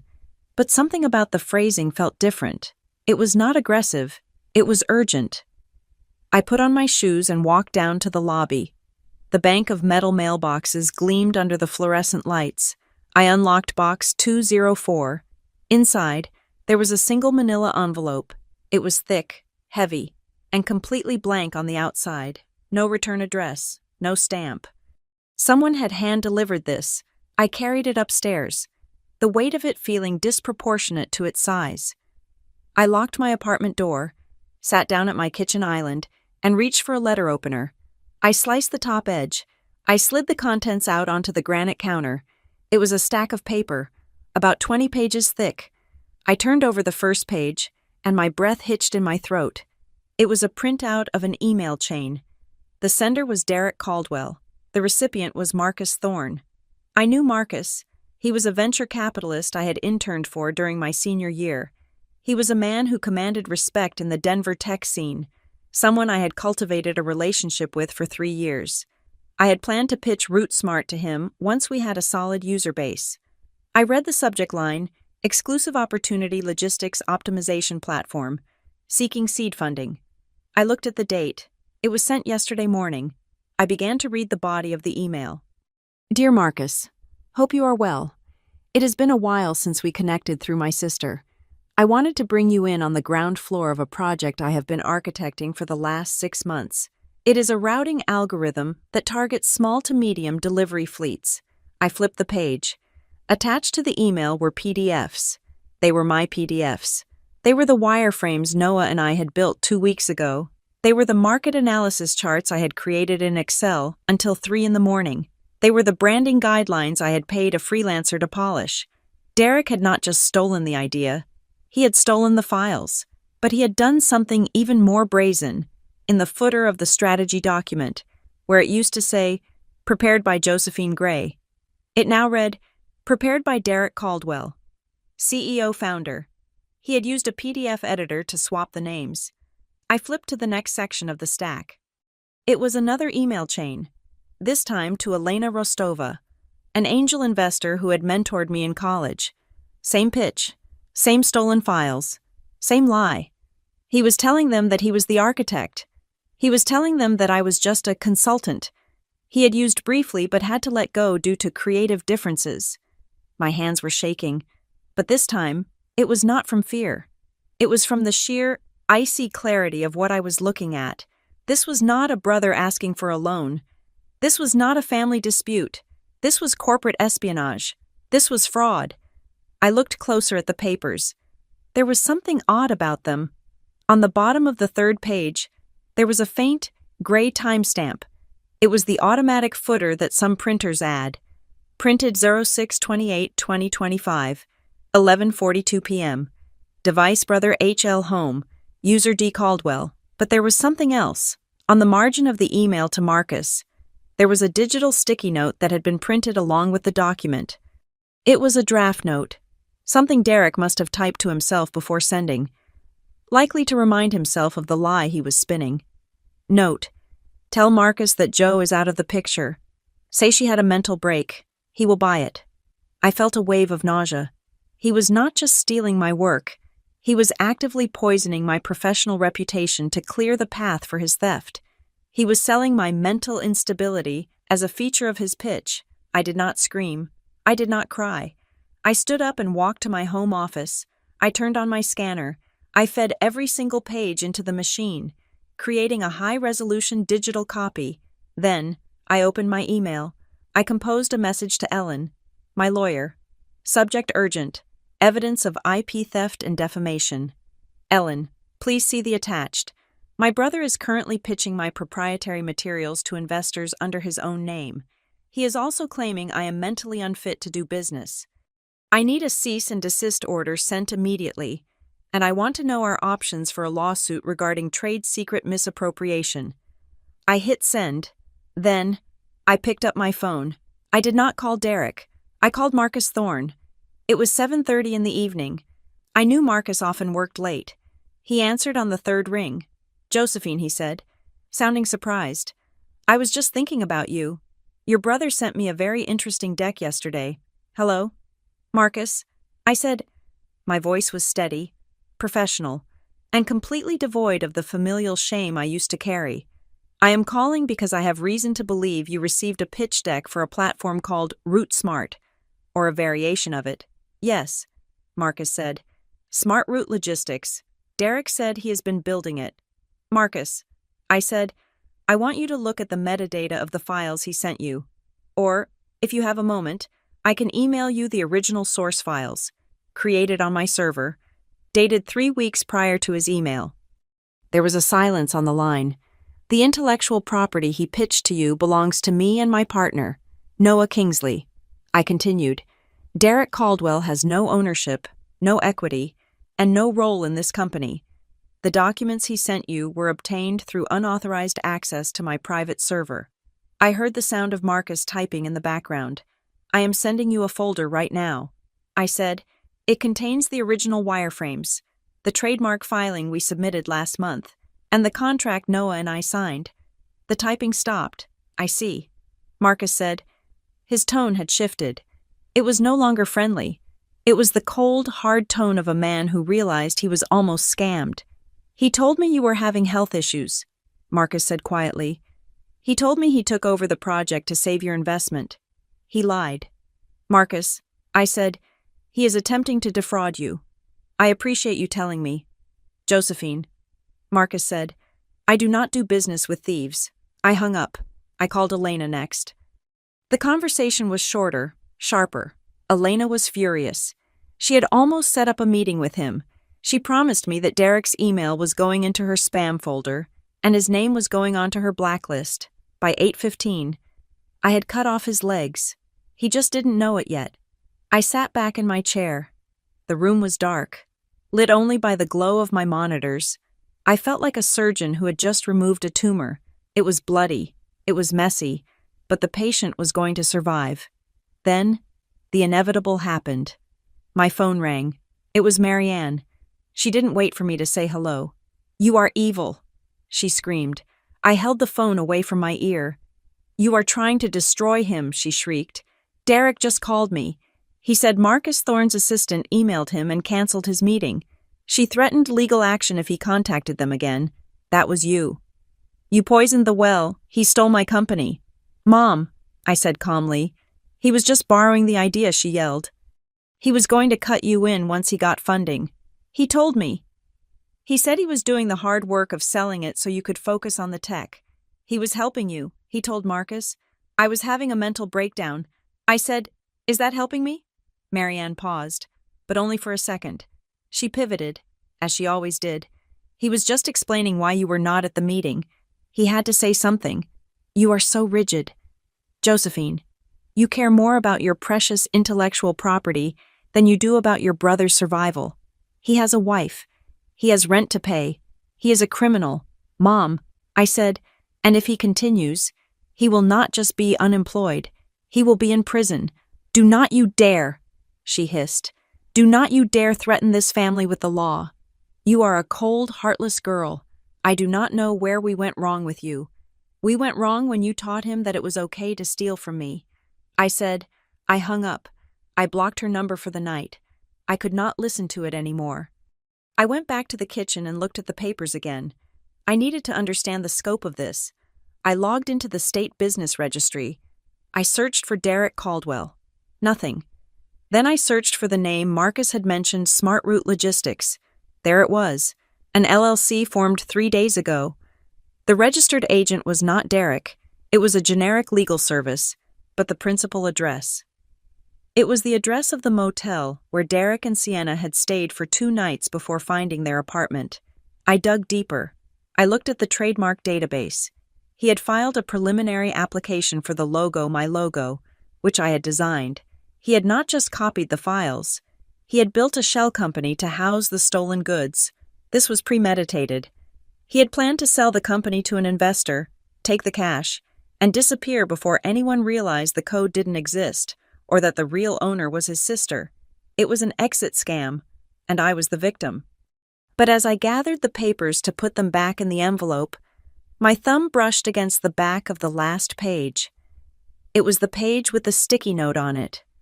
I turned it over. On the back, there was a faint smudge. It looked like a coffee stain, but right next to it, printed in tiny, almost invisible font at the very bottom edge of the paper, was a URL string.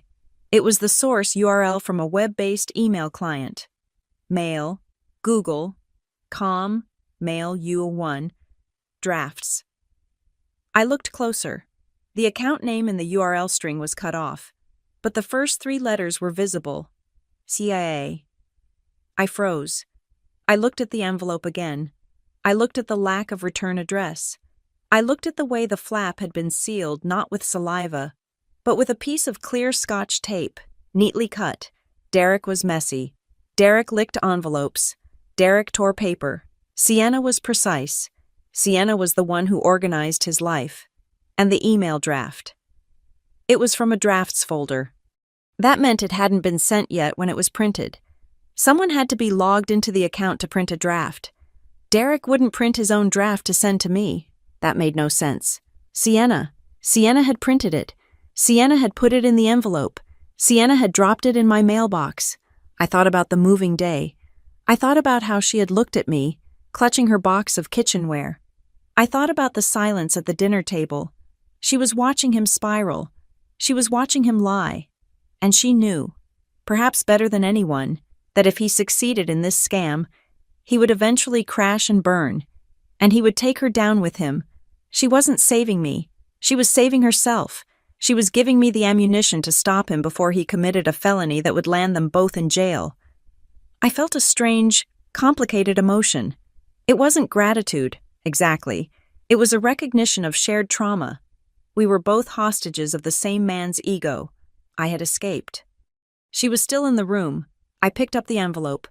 This changes everything. I whispered, this wasn't just proof of theft. This was proof of a mutiny. I walked to the window. The city was dark now.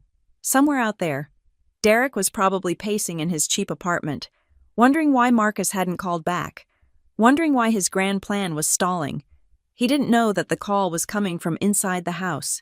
I went back to my computer. I opened the folder where I kept the evidence. I renamed it. It was no longer Family Dispute. I typed in the new name, Caldwell v. Caldwell Federal Copyright Infringement. I turned off the lights. I had the evidence. I had the witness. Even if she didn't know she was a witness yet, the investigation was over. The prosecution was about to begin. The legal mechanism I set in motion on Wednesday morning was not designed to start a conversation. It was designed to end one. I sat in the leather chair across from Ellen, my attorney, as she reviewed the final draft of the cease and desist order, Ellen was a woman who did not believe in adjectives. She believed in statutes, timestamps, and the terrifying clarity of federal law. She slid the document across the mahogany desk toward me. It was thick, printed on heavy bond paper, and smelled faintly of toner and finality. "Read the demands," she said, clicking her pen. "Make sure you are comfortable with the nuclear option." I looked at the text. It was beautiful in its brutality. To Mr. Derek Caldwell, you are hereby notified that you are in violation of federal copyright laws regarding the intellectual property known as Route Smart, the wireframes, code, and marketing materials you have presented to third parties. Specifically, Mr. Marcus Thorne and Ms. Elena Rostova are the sole property of Ms. Josephine Gray and Mr. Noah Kingsley.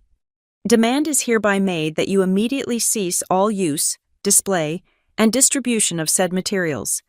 You must destroy all digital and physical copies in your possession within 24 hours. Failure to comply will result in an immediate filing for injunctive relief and a civil suit for damages, including but not limited to statutory damages for willful infringement. I looked up at Ellen. "Send it via courier." I said, "I want a signature required.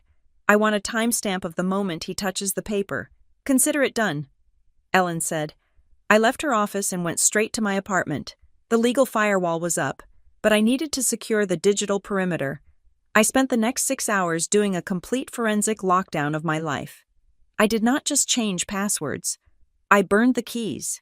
I logged into my domain registrar and enabled a registry lock, requiring a verified photo ID to make any changes.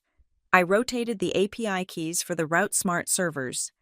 I revoked access for every device that had logged into my Google account in the last 3 years. I set up alerts on my credit report for any new inquiries. By the time I finished, my digital footprint was Fort Knox. If Derek wanted to get in, he would need a quantum computer and a miracle. But while I could lock down the servers, I could not lock down the past. On Thursday afternoon, my phone rang. I braced myself for Marianne's shrieking or Derek's threats, but the caller ID made me pause. Dad. Gordon never called. In the hierarchy of communication in our family, he was the silent observer, the man who nodded and retreated to the garage. If he wanted to say something, he usually relayed it through my mother. I answered, "Hello, Josephine." His voice sounded rough, like he had been clearing his throat for 10 minutes before dialing. "I need to see you. Is Mom with you?" I asked, my hand hovering over the end call button. "No," he said, "just me. Meet me at the park." The one by the river, in an hour. I arrived 10 minutes early. I sat on a bench watching the water rush over the gray stones. The Cedar River was high this time of year, swollen with snowmelt. It was loud, drowning out the sound of the traffic on the bridge above. My father arrived right on time. He walked slowly, his shoulders hunched in his old denim jacket. He looked smaller than I remembered. The fight at the dinner table seemed to have aged him 5 years in a single week. He sat down next to me. He did not hug me. We were not that kind of family. He stared at the river for a long time. "You sent the lawyers," he said. It was not a question. I had to. "Dad, he is stealing from me. He is trying to sell my company." Gordon nodded slowly. "I know.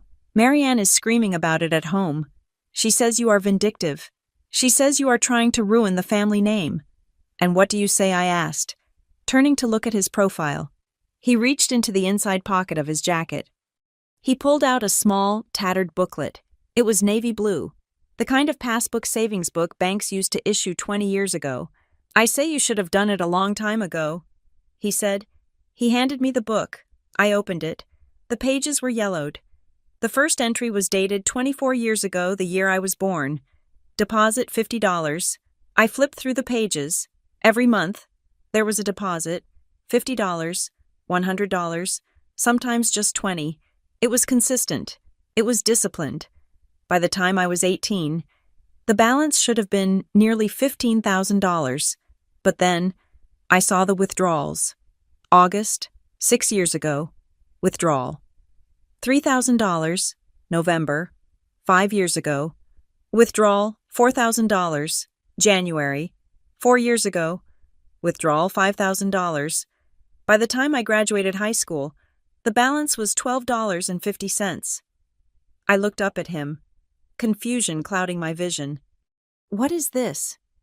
I started that fund the day we brought you home from the hospital, Gordon said, his voice thick with shame. It was for college. I put my overtime money in there. I wanted you to have a start. I wanted you to go to school without worrying about debt. I never saw this money. I whispered, I worked 3 jobs in college. I took out loans. I know, he said. He rubbed his face with his hands. Your mother took it. The air left my lungs. She had access. Gordon continued. She told me she was moving it to a high-yield account for you. She told me she was investing it, but she wasn't. Where did it go, I asked, though I already knew the answer. Derek, Gordon said. He spit the name out like a curse. Derek got into trouble his sophomore year. Gambling. Then a car accident he caused because he was drunk. Then he owed money to some bad people. Marianne drained your college fund to pay his debts. She said she was protecting the family. She said you were smart, that you would get scholarships, that you could handle the struggle. She said Derek needed the help more. I stared at the numbers. Every late night I spent scrubbing tables at the diner during finals week. Every time I skipped a meal because I needed to buy a textbook. Every time I cried in my dorm room because I didn't know how I would pay tuition. My mother had watched me struggle. She had praised my work ethic, and all the while, she knew she had stolen my safety net to pay for Derek's mistakes. She didn't just enable him. Dad, I said, my voice trembling with a cold rage. She sacrificed me for him. Gordon nodded. Tears were streaming down his weathered cheeks now. I let it happen. Joe, I knew something was wrong. I saw the statements, but I was afraid of her. I was afraid of breaking up the house. I sacrificed you too because I was a coward. He reached out and touched my hand. His fingers were rough and cold. I am sorry, he whispered. I cannot pay you back. I am retired. But I wanted you to know, you are not the black sheep. Josephine, you are the only clean thing that ever came out of that house. I looked at the river. The water kept rushing, indifferent to our tragedy. Keep going. Dad, I said softly. He looked confused. What? Keep telling the truth. I said, that is the only payment I want. When she lies, you speak. When Derek lies, you speak. I will. He promised. I drove home in a daze. The revelation did not break me. It calcified me. I realized that my entire life had been a rigged game. I had been playing with a handicap while Derek was playing with cheat codes, and my mother was the game master manipulating the scores. When I got back to my apartment, night had fallen. I sat in the dark, processing the betrayal. Then, my phone buzzed. It was a text message. Unknown number. I am sorry about the envelope. I was scared. But I cannot do this anymore. He is planning something big for Tuesday. Be careful. I did not need to ask who it was. The phrasing was timid, apologetic. Sienna. She had sent the envelope with the evidence. She was the leak. And now, she was warning me. He is planning something big for Tuesday. I looked at my calendar. Tuesday.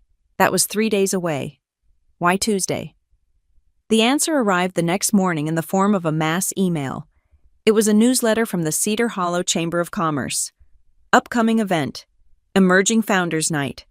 Join us this Tuesday at the Community Center for a showcase of local innovation. Keynote speaker, Derek Caldwell, CEO of SmartRoute Logistics. I stared at the screen. The audacity was staggering. He had received the cease and desist. He knew I had the evidence. He knew his investors had walked away, and yet, he was doubling down. He was going to get on a stage in front of the town council, the local business leaders, and the press, and he was going to present my software as his own. I understood his strategy immediately. It was a move of desperation. He figured that if he claimed the company publicly, in front of witnesses, it would become a fact. He was betting that I would be too embarrassed to cause a scene at a community gala. He was betting that I would not walk onto a stage and call my brother a thief in front of the mayor. He thought he could use social pressure to silence me, just like he did at the graduation party. He thought I was still the girl who would smile and swallow the insult to keep the peace. He was wrong. I picked up the phone and called Ellen. "Ellen," I said, "are you free on Tuesday night? I can be." She said, "Why, Derek is hosting a presentation." I said, "He is going to try to legitimize the stolen IP. Do you want me to file for an emergency injunction to stop the event?" Ellen asked, "We can get a judge to shut it down." I thought about it. I could stop him. I could have a sheriff serve him papers in the parking lot. It would be quiet. It would be efficient. But then I thought about the college fund. I thought about the text from Sienna. I thought about the black sheep toast. If I stopped him quietly, he would spin it. He would tell everyone that his jealous sister used legal loopholes to crush him. He would play the victim again. No, I said, let him speak. Let him get up on that stage. Let him load his slides. Let him tell the lie one last time. "Josephine, that is risky," Ellen warned. "Once he presents, the bell is rung. Not if we ring it louder." I said, "I want you to prepare a package. Ellen, the cease and desist, the copyright registration, the bank statements showing he has zero ownership, the affidavit from Noah, and the email metadata showing the theft. I have all that." Ellen said, "Bring it to the event." I said, "And bring copies for the press." "You are going to confront him. I am not going to confront him." I said, looking at the city skyline. "I am going to foreclose on him." I hung up. I walked to my closet. I pushed aside the soft sweaters and the casual jeans. I pulled out a dress I had bought for a gala in Denver a year ago. It was navy blue, structured, and sharp as a knife. I looked at myself in the mirror. Derek wanted a show. He wanted to be the star. I would give him his audience, but he forgot one thing about the black sheep. We are the ones who do not follow the herd. And when the wolf comes knocking, we are the only ones who are not afraid to bite back. I sent a reply to the unknown number. "Thank you. Sienna, I will be there." I put the phone down. "Let's finish this." The Cedar Hollow Community Center was buzzing with the nervous energy of small-town ambition. It was Tuesday night. The air inside the auditorium was thick with the smell of cheap cologne and floor wax, and the room was packed to capacity. The Emerging Founders Night was the biggest business event on the local calendar, a place where handshakes turned into contracts and rumors turned into investments. I stood in the back of the room, hidden in the shadows of the tech booth. I was wearing the navy blue dress I had chosen, sharp and tailored, feeling less like a sister and more like an executioner. Beside me stood Ellen, my attorney. She held a thick leather portfolio against her chest. She did not look nervous. She looked bored, which was the most terrifying thing a lawyer could look. Noah was there too. Standing on my other side, he had his arms crossed, watching the stage with a look of cold anticipation. We had arrived early. We had spoken to the event coordinator, a harried woman named Brenda who terrified easily when presented with federal copyright statutes. We had set the stage. Now, we were just waiting for the actor. The lights dimmed. A spotlight hit the center of the stage. Derek walked out. I had to give him credit. He knew how to wear a suit. He looked charismatic, confident, and utterly trustworthy. He waved to the crowd, flashing that lopsided grin that had charmed teachers and lenders for decades. "Thank you. Cedar Hollow," Derek said, his voice smooth over the microphone. "It is good to be home." In the front row, I saw the back of Marianne's head. She was sitting up straighter than anyone else in the room. She was practically vibrating with pride. To her, this was the vindication. Her son, the golden boy, was finally shining, and the misunderstandings with his sister were just footnotes in his biography.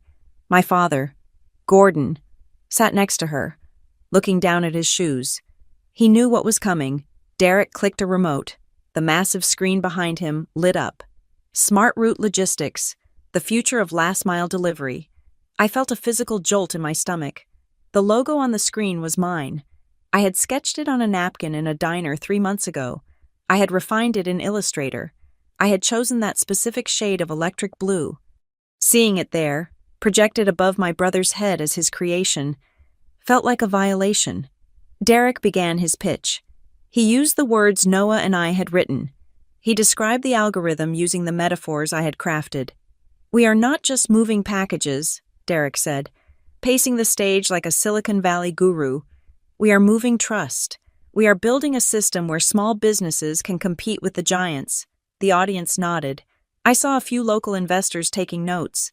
They were buying it. He was selling them a stolen car, and they were kicking the tires and smiling.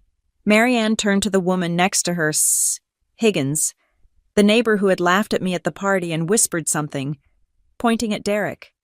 See, her body language screamed. See how brilliant he is. I waited. I let him get through the market analysis. I let him get through the growth projections. I wanted him to climb as high as possible so the fall would be absolute.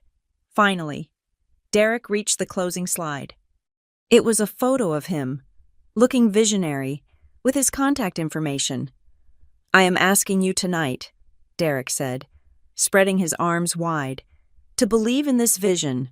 I am asking you to trust in a local family that has always stood for integrity. I am asking for your investment to help us launch. That was the cue. Ellen did not run. She did not shout. She simply walked down the center aisle. The click of her heels on the linoleum was rhythmic and loud in the silent room. Derek squinted against the spotlight. He saw a figure approaching, but he did not recognize her. He smiled, thinking it was an eager investor coming to shake his hand. Yes, Derek asked, shielding his eyes. Do we have a question already? Ellen stopped at the edge of the stage.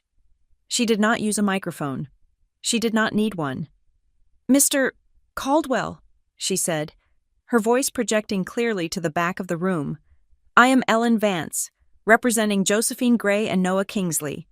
The smile froze on Derek's face. A ripple of whispers went through the crowd. Marianne whipped her head around, her eyes widening behind her glasses. I am serving you with a federal cease and desist order regarding the intellectual property you are currently displaying. Ellen continued, holding up the portfolio. You are in violation of copyright law. You are presenting stolen materials. Derek laughed. It was a high, nervous sound. This is a joke, right? He said into the mic. My sister has a weird sense of humor. Everyone, very dramatic. He looked at the tech booth, waving his hand. Cut the mic, he hissed. Get her out of here. But the tech booth did not cut the mic.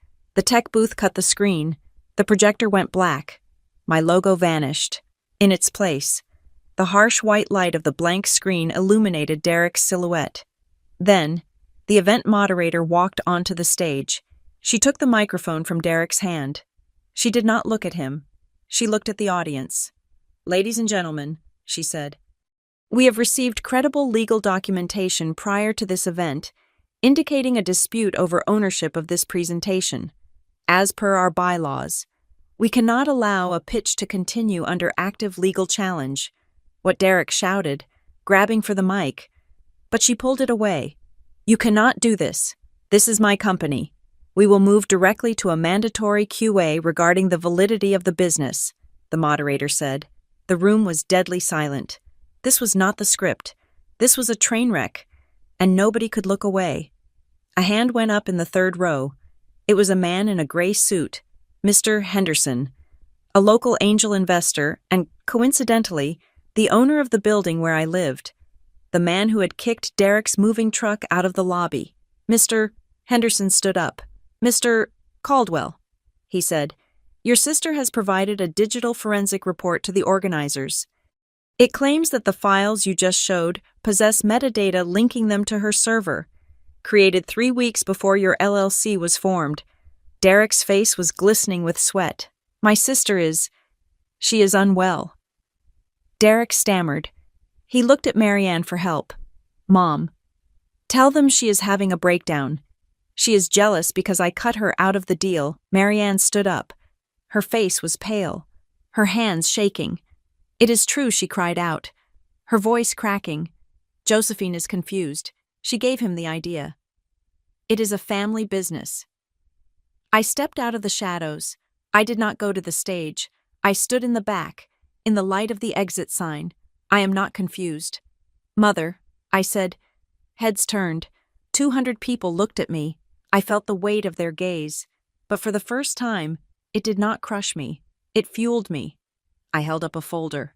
I have the bank statements showing zero capital investment from Derek, I said, my voice steady. I have the contract signed by my partner, Noah. And I have the email logs where Derek spoofed an investor's address to sabotage my meeting last week. Lies, Derek screamed from the stage. He looked manic now. She is lying. She is trying to ruin me because she is the black sheep. She hates this family. He was unraveling. He was using the old insults, the old triggers, hoping they would work one last time. Tell them, Sienna Derek shouted, pointing at his wife in the second row.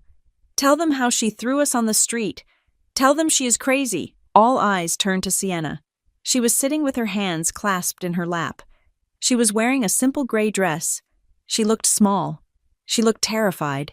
Sienna, baby, please, Derek pleaded, his voice dropping to a desperate whisper. Back me up. Sienna stood up. She turned to face the room. Then she turned to look at Derek on stage. Her eyes were red, but her chin was high. She did not throw us on the street.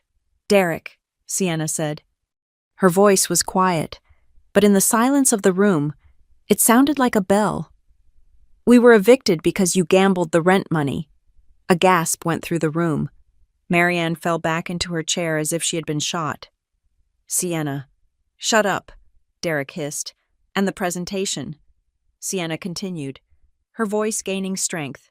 I watched you print it from her draft folder. I watched you use the PDF editor to change the names. Sienna Derek roared, stepping toward the edge of the stage. You stole it. Derek, Sienna said. She looked at me across the room, and for a second, our eyes locked. A silent acknowledgement passed between us. You stole it all, and I am done lying for you. She picked up her purse. She walked to the side aisle and began to move toward the exit. The room erupted. Investors were standing up, closing their notebooks. The moderator was signaling for security. The murmurs turned into a roar of judgment. Derek stood alone on the stage. The founder, the visionary. He looked at the audience, his eyes wide and frantic, realizing that the reflection in their eyes was no longer of a golden boy. It was of a fraud. He looked at Marianne. Mom, he whimpered. Marianne sat frozen. She stared at the stage, her mouth slightly open. For 30 years, she had written the script. She had edited reality to make him the star. But she could not edit this. She could not edit a room full of witnesses and a daughter-in-law who had finally had enough. Her illusion shattered not with a bang, but with the quiet, humiliating truth spoken by the people she had tried to silence. My father, Gordon, stood up. He did not look at Derek. He did not look at Marianne. He put his hat on his head and walked out the side door, leaving them to the wreckage they had built. I looked at Derek one last time. He was small. He was just a man in a suit he couldn't afford. Standing in front of a blank screen, I turned to Ellen. We are done here, I said. I pushed open the double doors and walked out into the cool night air. The noise of the auditorium faded behind me. The stars were bright above Cedar Hollow. I pulled out my phone. I sent one final text to Ellen. Proceed with the civil suit for damages and file the restraining order. No settlements, no meetings. All contact through you. I walked toward my car. I took a deep breath. The air tasted sweet. They had called me the black sheep for years. They meant it as an insult. They meant I was the outcast, the one who didn't fit. They were right. I didn't fit. I didn't fit into their lies. I didn't fit into their dysfunction. I didn't fit into their cage. Being the black sheep wasn't a punishment. It was a survival strategy. It meant that when the slaughter came, I was the only one standing on the outside of the fence, free. I unlocked my car, got in, and drove away. I didn't look in the rearview mirror. There was nothing back there I needed. My future was ahead of me, and for the first time, I owned every single inch of it. Thank you so much for listening to this story of justice and liberation. I would love to know where you are tuning in from. Please drop a comment below with your city or country, so we can see how far our community reaches. If you enjoyed seeing the truth come to light, please subscribe to the Maya Revenge Stories channel, like this video, And hit that hype button to help us share this story with more people who need a reminder that the truth always wins.